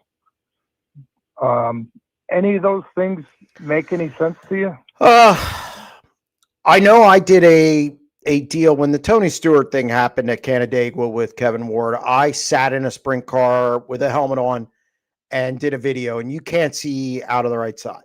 So yeah, I mean, I don't know. Honestly, I don't know how those drivers drive. I don't know how. I have no idea. And if you're on a track where you're running the bottom and there's and it's banked, I really think you got problems. So I think anything's up. I mean, they do have a safety council. How much they get done, I don't know. I do know this. You can't keep straddling the teams and having them pay for safety. Otherwise, you're going to run them out of the business. So I do think there's an element of danger in these cars that has to be accepted. I didn't say I like it. I don't know what the answer is. I don't think your ideas are bad. I don't think they're bad. I think a lot of the issues with a lot of the back issues, I believe, are seat related. You're not the only one who thinks that. We didn't have these back injuries a long time ago. Now we've got 100,000 thick seats, and guys are breaking their backs. And it's been driving me crazy. I'm overthinking, I know, but it's because I used to race, so my mind doesn't stop, and I think about that stuff, and it kind of bugs me. And I'd like to see something. I think they need to put a gel type padding system in the bottom of them versus foam. I could be totally wrong. I'm not an engineer. It just seems to me like it's common sense. Yeah, I mean, who knows? I don't know. I mean, again, I think they're looking at things. I've heard that they're looking at things. So, I don't know what the answer is. I wish I did. I'd make more money, but again, I appreciate you calling about it. Well, I enjoy the PA races. I'd like to see them be stronger. I think if they had a driver owner / promoter type council that they could sit and talk. Sure. And actually talk versus argue. Sure. It would help. One of the reasons I want a governing body, but all right, Steve, we're backing up here. So I gotta get through everything. Steve, thank you very much for calling. All right. Thank you. Thank you. Appreciate it. Bye. Bye. Roman on line 11. Roman, what do you got for me? Yeah, Jeremy, thanks for what you do. Appreciate it. I think we're just seeing a transition from, what we're all used to is a really strong local scene. And now with all the touring and event races going on, and just a matter of embracing that and tuning in and the Dirt Vision and High Limit and going out and seeing some of these events in person. I've been able to hit a couple bucket list tracks this past year. It was great to see Angel Park for the first time this weekend. And earlier this summer, I attended my first high limit race at Eagle, and that was awesome. We just kind of have to take it all in. There's a lot of talent out there. I'm a true blue world outlaw guy, but I can certainly appreciate, Brad's work ethic and what he's got going on with High Limit. And, there's some up and comers there, but, really great to see the Sheldon. He's really maturing as a racer. Saw it this weekend and making good decisions. And, the top 4 or 5 guys at Outlaws are just incredible to watch. And just wanted to, call in and comment on a few of those things. All right, Roman, I appreciate it. Thank you very much. And yeah, I think, the one constant is change. And some people like it, some people don't. It's a very old demographic in dirt track racing, and I think they're not used to change. And change is going to happen. And it's going to, whether it's drivers, series, tracks, and I don't quite honestly think we change enough. So we'll see. We'll see. But Roman, thank you very much for calling. I appreciate it. All right. Take care. You too. All right. We have a lot to catch up on in the chat. Chat questions only for the rest of the night. Thanks, guys. Let's go. Put them up, Eric. Ready to go. Ready to zip through them. Where do you rank Brad on all-time sprint car list? Again, anywhere between 5th, 6th, 7th, somewhere in there. I need to sit down and look at it. I can't. The top 4 in no particular order: Steve Kinzer, Sammy Swindell, Doug Wolfgang, Donnie Schatz. Those 4 slam dunks. And I think you got to look at Stevie Smith. I think Junior. I think you got to look at some of the old guys like Opperman. I think you got to look at Mark Kinzer, Dave Blaney. Mark Kinzer's a Triple Crown winner. It's quite a list. I mean, to even crack the top 10 is quite an accomplishment. So if I would put Brad number 6, that's not a slight. I mean, that is, I don't know if he would have ever thought he'd be that high on any list when he first started. How long will it take for Buddy to win a Woo championship? 1 or 2 years. Max, in my opinion. Why did the Golden Corral become a Chick-fil-A? At Lebanon Plaza? That's a good trade-off. It's a good trade-off because stop it. That Chick-fil-A is juiced every day. There's tons of people there. Trust me, they're making a hand over fist. Always good to get a restaurant question in there. Sheldon is not comfortable with the crew chief and the whole situation. Listen to his interview. No, he's not. And that's why I give him props for following through and just making the best out of it. That's why I give him props. He could either easily just tank it, be careful, whatever. He's not auditioning for a ride. So I give him all the credit in the world for what he's doing. Sprint cars already have a governing body. It's Woo and High Limit. All changes and rides go through them. Rules go through them. No, they don't. And I can prove it.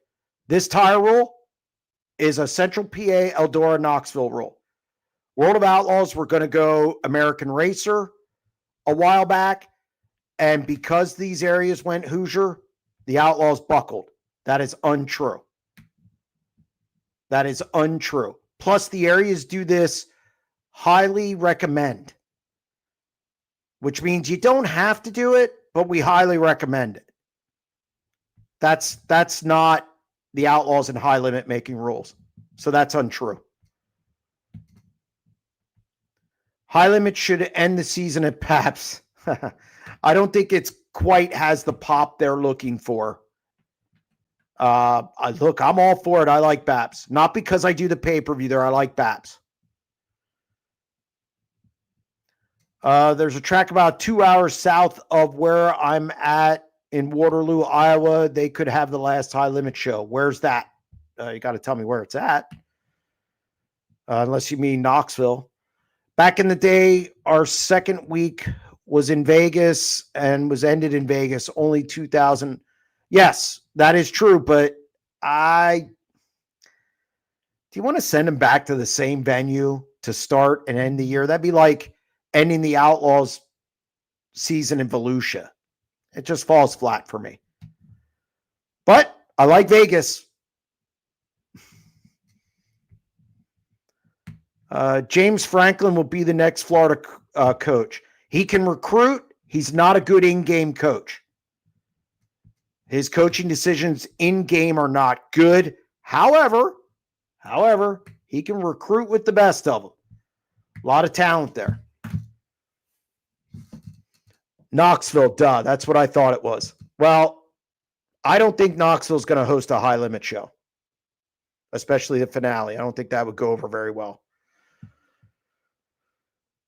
Brad and Kevin can flip Trophy Cup to 410 race, and it could be the finale with banquet at Tulare local casino. You can't have it on the West Coast. I just don't. You're going to run everybody out there 3 times. I don't think that works. That's guys are going to revolt. So I don't think that works. Plus, I don't know if the Trophy Cup going to 410s is going to work. How many 410s are they going to get? 30? I mean, think about it. They used to get 100. Now they're down to 60, and that's 360s, which there's more 360s in California than 410s. I just don't think that works. Hey, Jeremy, what are your expectations for World Finals car count? It'll be about 48 to 52, somewhere in there, I suspect. Take some hits because some high limit guys won't go. Any predictions on tracks that are either in or out for national tours next year? I can only speculate. I would expect more changes with the high limit schedule because some venues just didn't work. They just didn't work. I don't think Florence worked. Now, if you want to do it another year to see if you can build it up, I'm okay with that. I don't think there'll be a first West Coast swing for high limit. I think they'll go to Vegas, then hit Arizona, and then come back. So I think they'll only go to California once. I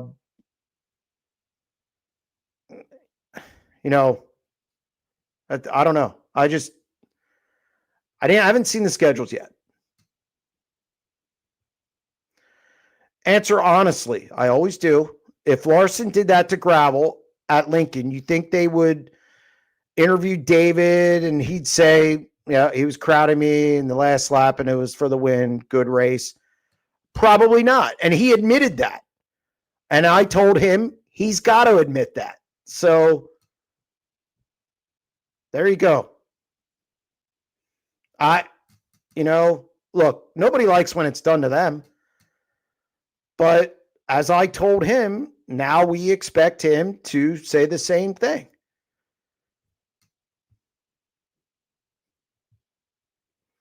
Thoughts on the outlaw race at Angel Park? It was good. I mean, it rubbered there a little bit. You never want to see that, but it was okay. It was okay. Have any scoops on how things went out at the Trophy Cup now that Rudine and company is running it? I know Kevin was not happy with the scale issue. I know there was a lot of talk about that afterward. So I think the big thing is just again, they got to figure out a way to run shows without any problems. Jesus.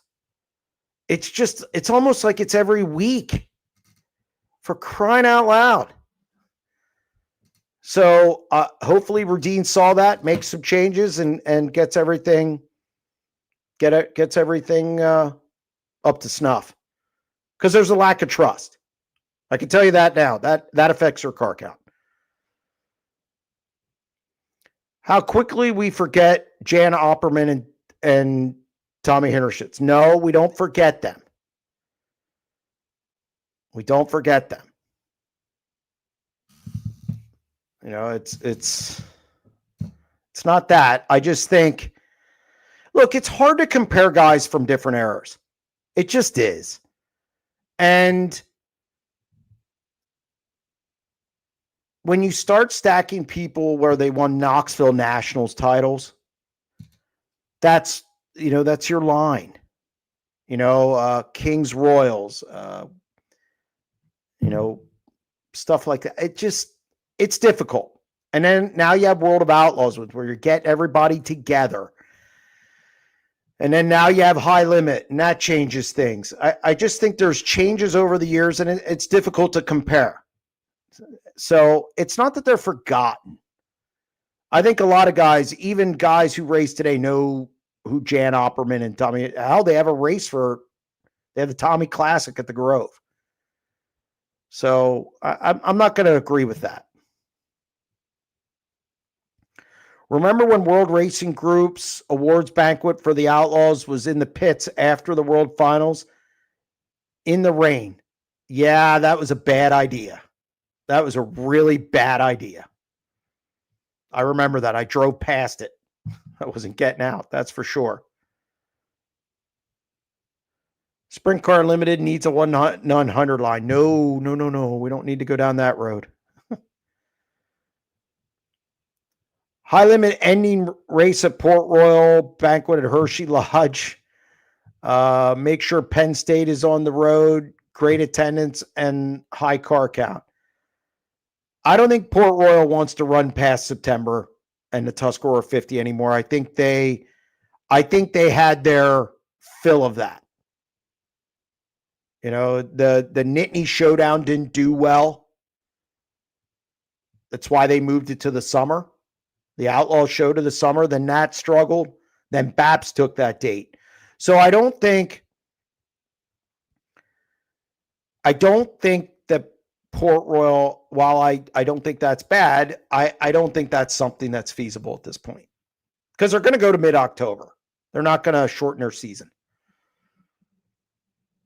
Will you ever make Sprint Car Limited TV a yearly subscription or keep it pay-per-view? I keep it pay-per-view because we directly share revenue with the racetrack.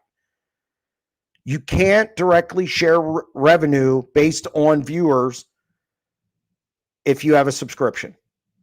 Our goal is to make sure the track gets their fair share of the take for each race. That's why we do it.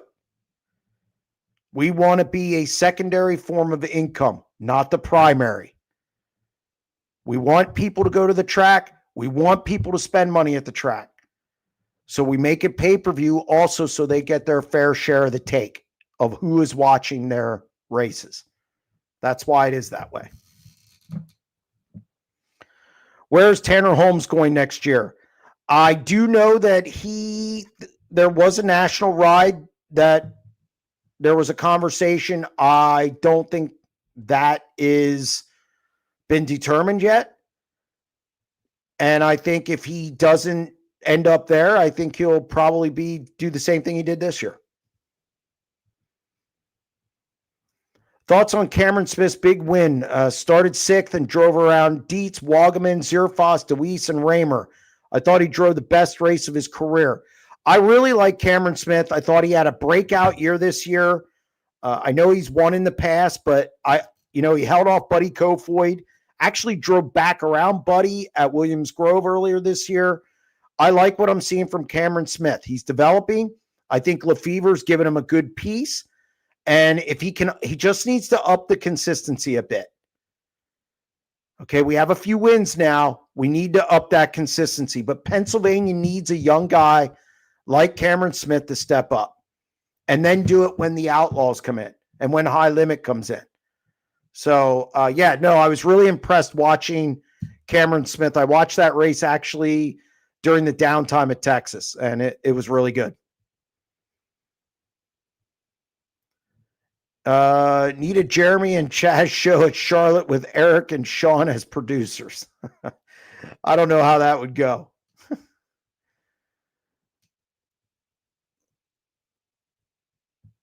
Any more news on the 1A next year? I talked to Bobby Allen the day before he died, and they were deciding what they were going to do between two series. I do not know if that has changed. I mean, obviously, a blow to that team, to Jacob.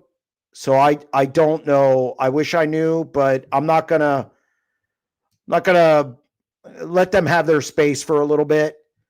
And I think they're probably thinking of bigger things right now. And I do expect them to be back. I do expect Shark Racing to be intact. Bobby built that team for them. So as far as where they'll run or what they'll do, I think, it'll be Torgerson in the car. That's what I know.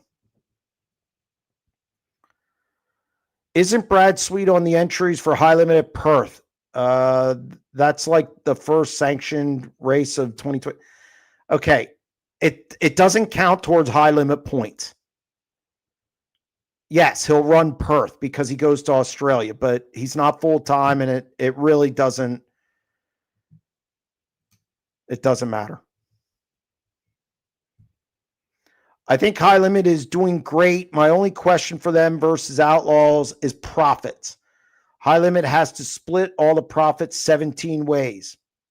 I don't know how that. Outlaws own their own operation. Flow has to pay themselves, investors. Believe it or not, the Outlaws have that too. Last I checked, they had some hedge fund guys. So now I don't know if they're still involved. That's the only thing I don't know. It's kind of silent.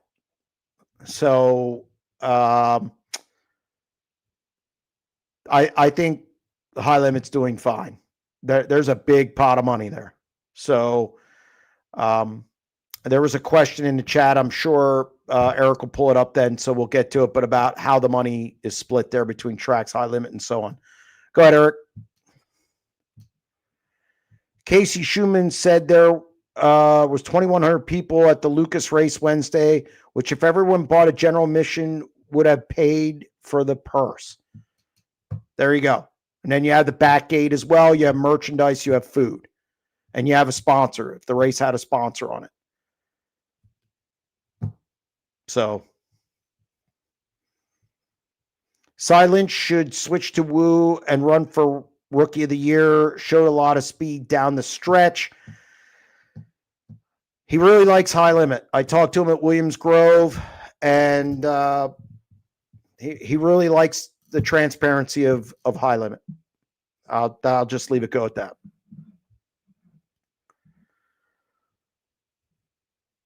David Gravel and Brad Sweet and Rico Abreu couldn't cut it in NASCAR. They are the sprint car champions. Your thoughts? I don't think Brad had more of an opportunity than the other two. Gravel really, it's pay to play there. And I know with Rico as well, they weren't going to pay anymore.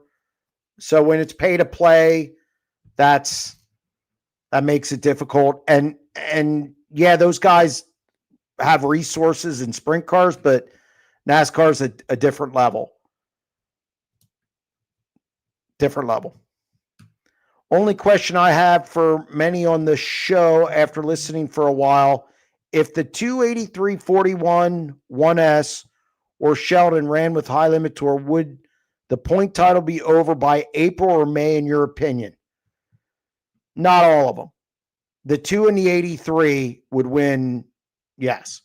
The 41 has had some mishaps this year. They've had some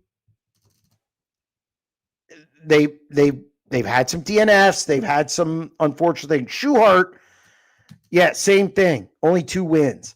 So, I mean, if you're going to say the 2 and the 83, absolutely. They're far and away the 2 best cars in the country. Yes. Now, will it be over by April? No, but yes. I mean, those 2 would win the title. Thoughts on the $1 million asphalt sprint deal? I don't know a ton about it. I'll have to look into it. But look, if you're anything with 6 zeros on it, it's not bad. It's not bad. But I'll have to look into it more. Sorry about that. Book 13, who's the new driver? Nobody yet. I talked to them down at Texas, and they do not have a driver yet. They're trying to get through they were trying to get through the year first. Some guys have called, and obviously they've done some due diligence, but again, they don't have a driver yet. They could go a couple different directions. You got only one Crown Jewel racing event to attend next year when you're going. I'm picking one and getting Kings Royal. Kings Royal is my favorite race of the year. If I'm going to one, and here's why I love Knoxville. Don't get me wrong. And I like the National Open. The difference is with the Kings Royal, it's very intimate. It's like you're in the Roman Coliseum. The guys are on top of you, or the fans are on top of you. The racing's really good. I like everything about it. It's affordable. The food's affordable for the fan. I don't think it's too pricey to go to the 4 days of the Kings Royal week. You get a lot of racing. So, and everybody's there. Everybody good's there. So I really like, to me, favorite track and favorite race of the year is the Kings Royal. Always look forward to it if I'm picking one. Will the 69K have the same trio of drivers for 26? I don't think Daryn Pittman's going anywhere. I do not know about Christopher Bell. I would assume Ryan Smith will be back as well. I have no Christopher Bell. I don't know if they're going to have a deal or not. I'm sure Kreitz would like to do the same thing. Jeremy, did you attend Penn State? No, I did not. And no, I'm not a Penn State fan. Best and worst of the high limit season as far as storyline or race? I mean, the worst is the injuries. You had 3 of their top 4 guys get injured. Brad Sweet, Tyler Courtney, and Aaron Reitzel. I mean, that's bad. The best, Rico Abreu's performance. I get that he had lulls. In fact, before Texas, in high limit races, Rico Abreu's finish when he didn't win was 8.36, I believe. With the wins, it was 6 point something. I forget, just off the top of my head. But it was 8.36 when he didn't win. So he still has room to improve his consistency. But still, he had a great year. Won Skagit again. I mean, he's over $600,000. If you add to 250, he's pushing 900,000. I think Justin Sanders winning on the West Coast in the 87 car. I thought that was a big deal. Got his first national tour win. I think Tanner Thorson. I think Tanner Thorson arrived on the national scene this year. He looked really good. He passed 149 cars in features. I don't care where he started. I don't care. It's 149 cars. That's a lot of cars. And he won. So won from 12th at Lernerville. So I really liked Tanner Thorson. I thought that was one of the bright spots as well. Can Big Diamond get a 410 race? They were always good and fans came. Yeah, when they were part of Speed Week, I liked that show. I thought it was racy. I think it's going to be a rotation on that last race. Maybe they get in the mix. I don't know. I know there were some safety issues there at one point. Should the half mile in Sedalia, Missouri get an USAC Silver Crown show? It's been 51 years. I'm not a Silver Crown guy, but I've heard of Sedalia, Missouri. I know it's been a long time. Give them one. If you had to score High Limits 2025 season and give it a grade, A through F, what would you give it based on overall performance, entertainment, storylines, etc.? Last year, I gave him a flat B. I would probably give him an A-. And I'll tell you why. Less problems. The shows were really efficient. You had a point battle to the last weekend. I think Aaron Reitzel made that tour even more exciting. You had storylines, you had intrigue, you had a lot of drama. I thought it was good. So B+, A-. I'm a hard grader. Colton, $5 sprint car night at Baps in 2026. Bring a new friend. What's this, an advertisement? And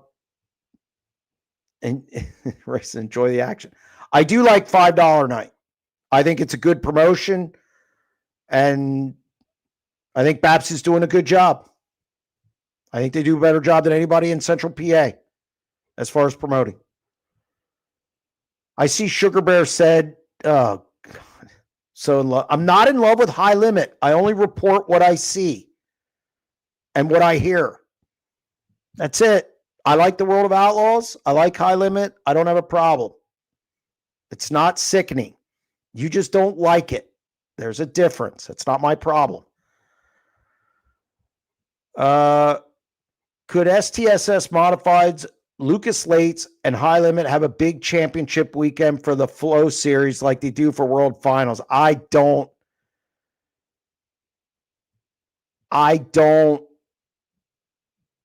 think, where would you have it? I don't know where you'd have it, and I think the fans aren't going to absorb two of them. I just don't. I think we want to keep adding events for fans that are big tickets, and I just don't think fans can absorb it. I don't know where you do it. It's just a lot to ask. This fan base isn't as big as the NFL or NBA or Major League Baseball, where if one person can't afford it, another one can. I just think you're dipping into people's wallets a lot. It's just too much. It's too much. Who else is working on the 17 with Pruitt? Pretty impressive what they're doing. Nate Repitz and the guy from Cole. He has a long last name, Cole, who was with KKR. But Nate Repitz is also on the car.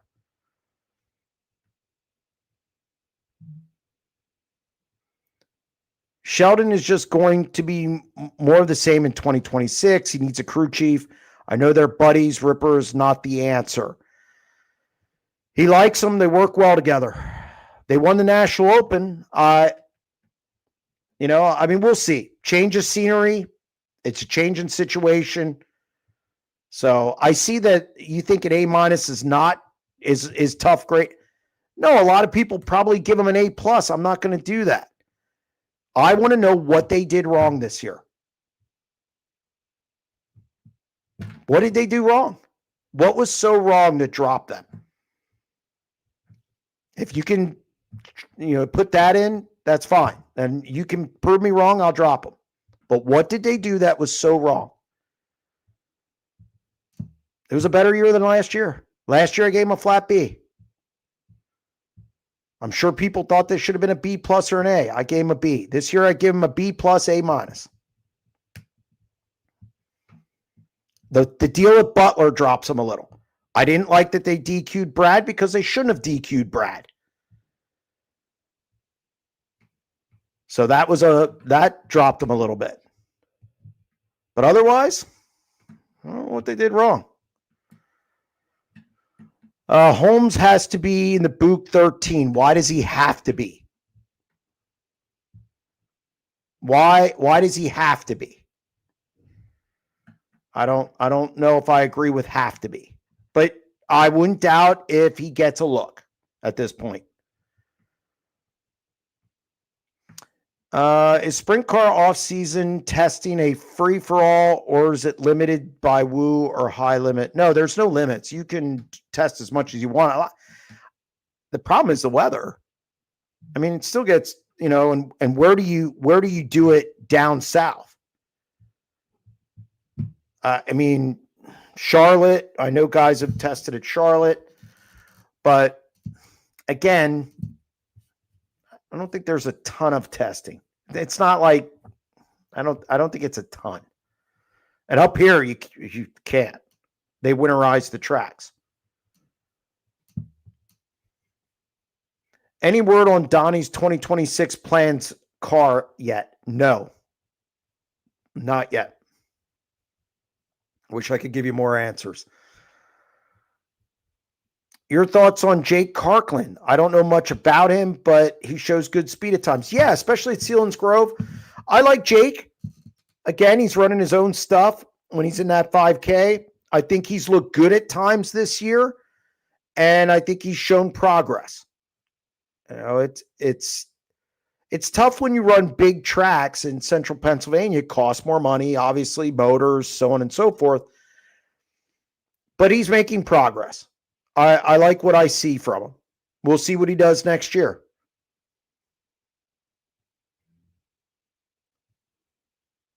Looking forward to Steve Smith race at Lincoln in 2026. Do you feel like the tours will be silent and allow invaders to run that week? I know High Limit will be. High Limit will run that weekend somewhere, Friday, Saturday, and then I think some teams are going to hightail it to Lincoln for Monday. Will the World of Outlaws? I don't know. I don't know if they will or not.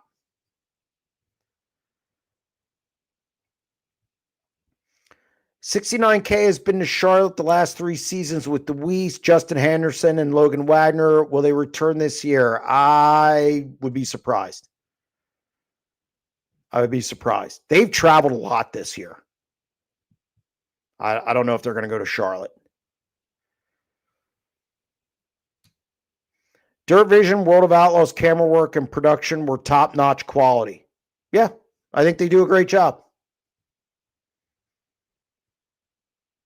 Your thoughts on the onboard cameras for the Outlaws? No, look, anytime you're adding stuff to the broadcast, that's good. You're giving a different view. You're giving the audience something different. No, I'm all for it. And you get to, you get to see something different. You get to see guys work the wheel, etc. What they're seeing out of the cockpit. You're just adding to your production. So yeah, no, I'm good with it. Who are the top drivers that are not on a national tour? Well, Anthony Macary's the top one. That's no doubt. No doubt. Anthony Macary, slam dunk. I think if you go to the Midwest, you have to look at Ryan Timms. And then you go to the West Coast, it's Justin Sanders. Those are your three best, in my opinion.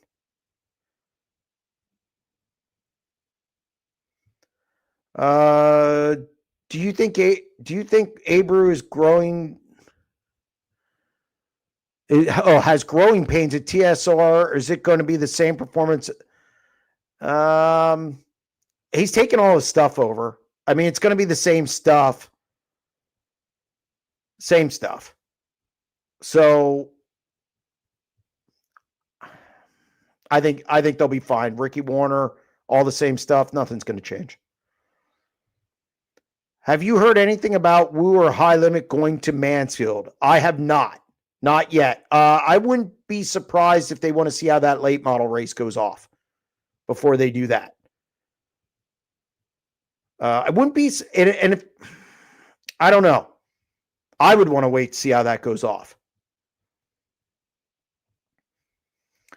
What are some other classes of dirt racing do better than sprint cars, and what do we do better in your opinion?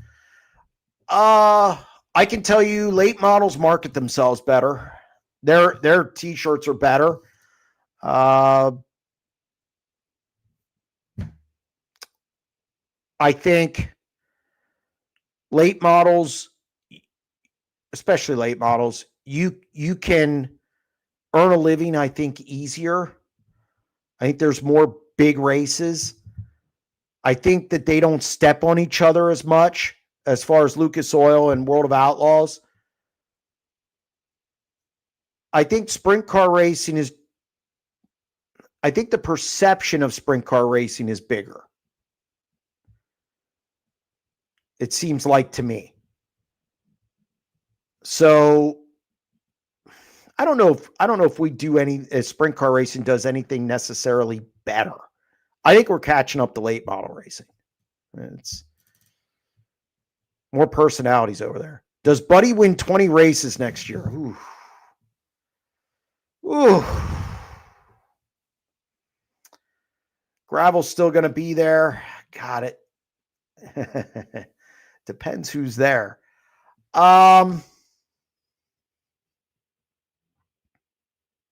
No. I think he wins 17.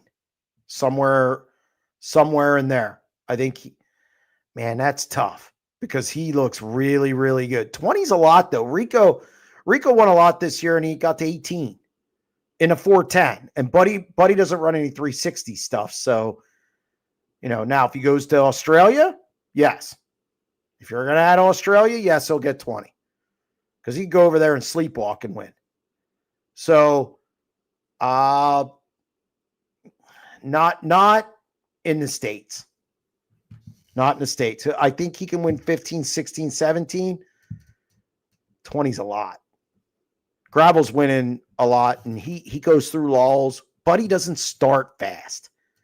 That's what my concern is with Buddy. He doesn't start fast. He hasn't started fast yet. Now, it's only been 2 years, and so much for the sophomore slump. He's only won $800,000 this year. So he's going to win he's going to contend for the title next year, and I think he wins it either next year or the following year. 20 wins is a lot. Todd Queering paid Buddy Kofoid more money this year than David Gravel. It's actually a good point. It's a good point. Do you think Woo will change their format to better racing instead of the fast guys? No, they're not going to change their format. Their format's fine. I don't have a problem with their format. What it comes down to this, they got to match the bonus program with what High Limit's doing. That's what it comes down to. It's all about the money. It's all about the money. After multiple injuries, now, do you think Tyler Courtney can recover and get back to normal form? Even before his crash at Eldora, he wasn't winning as much. I hear he's going to be okay. I hear he's going to have a clean bill of health for next year, and we'll see. He started to pick up the pace before he got injured. He struggled out of the gates a little bit getting to victory lane, yes. But I think he'll be fine. Positioning of the video screen is not to affect the outcome as not. Yeah, I mean, a lot of guys looking at it. There's a lot of guys looking at that video screen. It's amazing to me. I don't know how you can watch a video screen going around the track, but whatever.